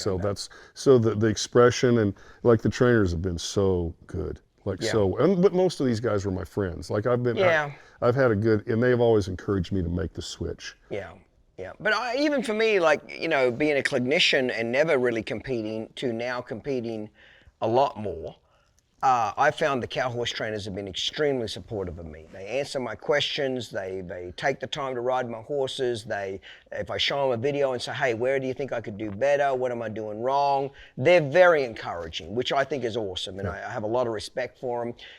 Until you go show, I don't give a shit if it's pleasure horses, to be honest, or fucking barrel racing, egg and spoon race, reining. You don't know what it's like to step in that arena. It's a whole nother ball game. If you're going to train horses, you got to go show. You got to go show. Todd Bergen said that to me one time. He said, the only reason we know how to train is because we go show. And I said, what do you mean? He said, well, when we go show, we realize where we fucked up everywhere. And then we go home and fix all that and train it. And then we go back and show again. And that's might be one of my biggest struggles with showing is I have a joke, and some of my buddies go along with it, is I have the brokest horses in the world that never win. They are literally the broke motherfuckers. You rode them today. Right. They are broke to fucking death. But I still don't win just yet because I haven't quite connected what the judges want to see. Right. When I connect that part, we're going to be in for a run. You know what I mean? But I haven't quite made that connection just yet. Because I always used to say the brokest horse would win the event. I don't agree with that at all anymore. Because I've been in the warm-up pen now for the last 2 or 3 years that I've been showing. I've seen fucking horses standing on their back legs in the warm-up pen, and you're thinking, no fucking way this thing's gonna beat me. It whips your ass. Right. Because that guy goes in there, drops his hand, looks up, and shows the shit out of that thing.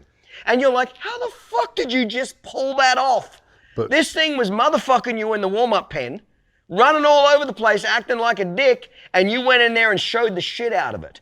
There's an art to that, isn't there? When I got over and made the switch over, that's one of the first things I heard was there's some really good horse trainers, but there's some really good showmen. Yes. And there's a lot of difference in between most of those guys. There's very few guys that are great horse trainers and great showmen. Andrea's one of them. I think Jason Van Landingham's another one in the reining world. There's great horse trainers that can get them broke, but lack showing them. There's other horse trainers, and I'm not going to mention their names, but they can show the shit out of one. But they're fucking average horse trainers. And unless they get one broke by somebody else, unless somebody sends them one that's 3/4 already trained, they couldn't train a fucking mule to eat out of a bucket. Let's just be honest. Yeah. But you give them a broke one, they are dangerous as hell. Would you agree on that? Totally. Very few people can train the shit out of one and show the shit out of one. You know what I mean? That's a unique art, isn't it? But that's a skill set you learn when you're young. Yeah. That's, Yeah. And that's Usually I found as a general rule, not always, because again, you got Andrea Fapani, you got Jason Van Landingham, there's others out there that can do it, okay? Trevor Dare's one, he can show one real good and he can get one real broke as well, okay?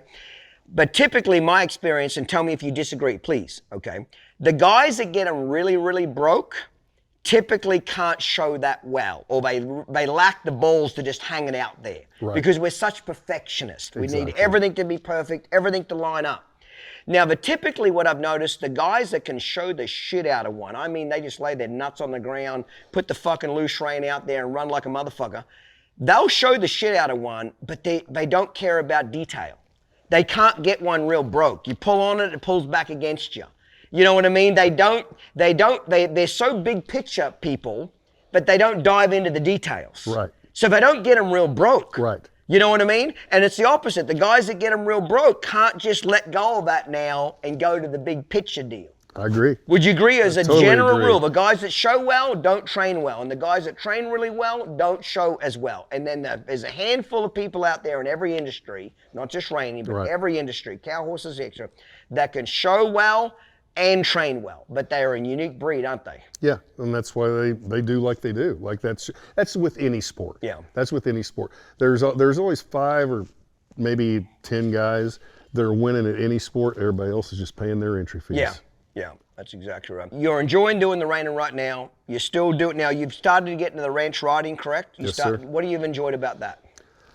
It's fun. It took a while for me to get my head around it because I didn't think it was precise as what I needed, because I'm used to really every little thing being at the utmost you can do it. And it's a lot more relaxed, but people are having fun doing it, and I'm selling a lot of those horses. That's awesome. And I think that I'm taking some of those lower level horses. The reign's gotten very expensive to buy the top horses. Very much so.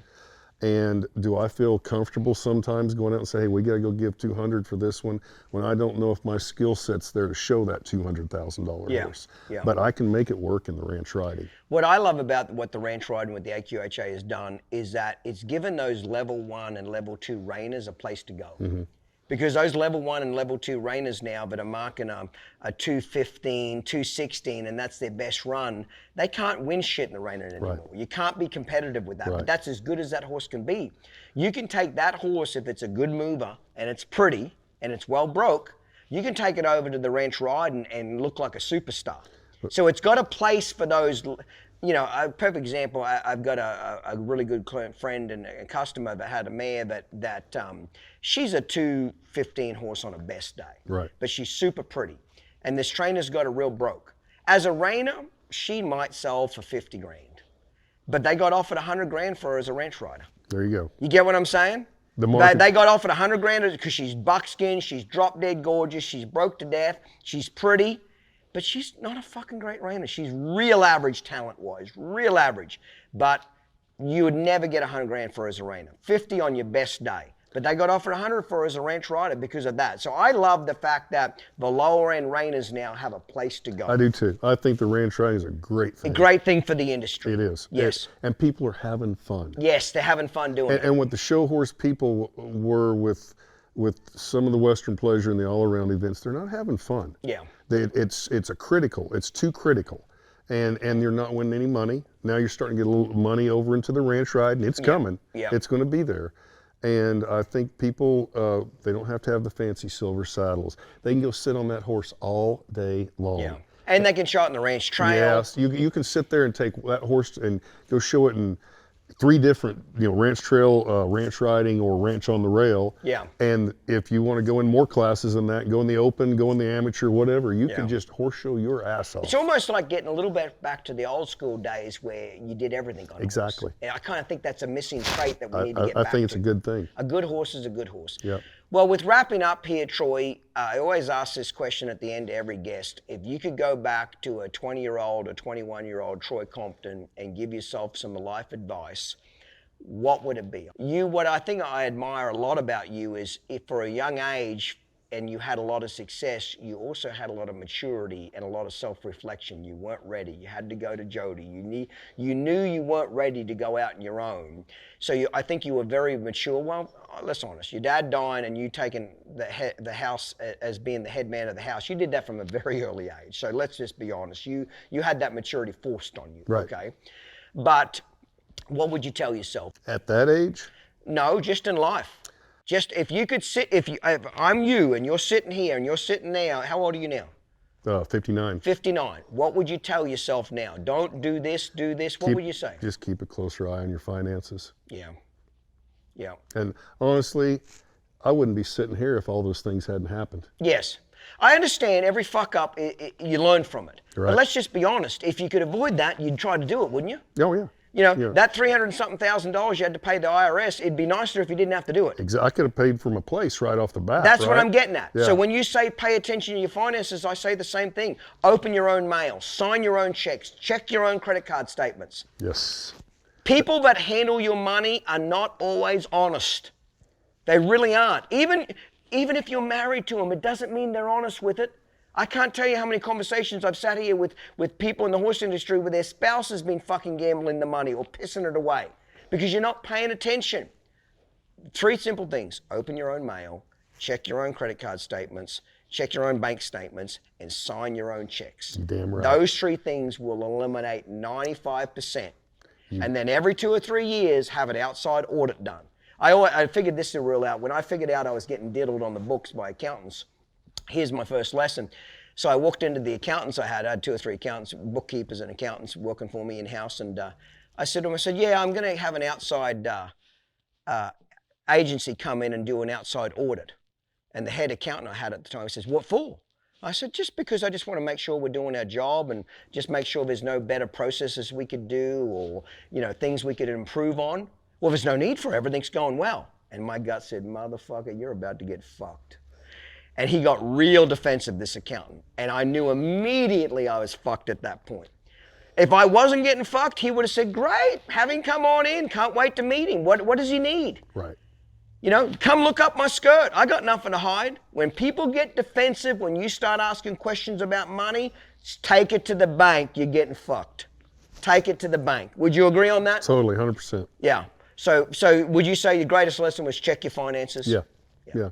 I've generated a lot of income over the years. I can do it. Yeah. I can work, and people, as long as I'm having fun with the horses, people will spend money with me. But you got to manage your stuff. I always used to focus, Troy, on the gross, not the net. Now I'm complete opposite. Me too. I don't focus on the gross at all anymore. I only focus on the net. I don't gross anywhere near what I did when I was in my peak, but it's kind of shocking how much my net is close to what my net was back then. Right. Because I'm paying attention to every dime. I'm squeezing the shit out of that rag to get every drop of water out of it before I say, let's get a bigger sponge. Exactly. I always used to think, get a bigger sponge, get a bigger sponge. How about we just squeeze this sumbitch as hard as we can and get every drop out of it, and when it's completely bone dry, okay, we'll throw that one away, let's get a bigger sponge. Where me, I'd kind of half squeeze the sponge and get some water out of it, fuck it, let's just get a bigger and better sponge. Right. That kind of attitude. Well, Troy, I have a lot of respect for you. I've considered you a very close friend to me now. I've enjoyed hearing your story. I've heard stories tonight that I haven't heard from you previously. You have a lot of respect from your peers in the industry and have a very, very good reputation. I always respect somebody that has the balls to change industries, learn something new. If you're not uncomfortable, you're not growing. Exactly. And it's uncomfortable to learn some new things sometimes and to be able to self-analyze. So I sure appreciate what you've done for the industry. I sure appreciate you being raw here today and telling, your successes, your failures. I hope people that listen to this can take something from it. I'm sure they will. I have people walk up to me all the time, young people say, it's made me hungry, it's made me want to go make more money, it's made me more motivated. So I know we're changing an industry here, and that's what makes me happy. And I just say I sure appreciate you, and cheers for being on Uncut and Real Raw. Thank you, sir. Thank you, brother. Cheers. Today's episode was filmed and produced by Uncut Productions, marketing by Stewart & Associates, and organized and administrated by Down Under Horsemanship. If you enjoyed this episode, be sure to hit the subscribe button and leave a rating. Follow us and stay up to date on social media, including Facebook, Instagram, TikTok, and YouTube. See you next time, mate. Cheers.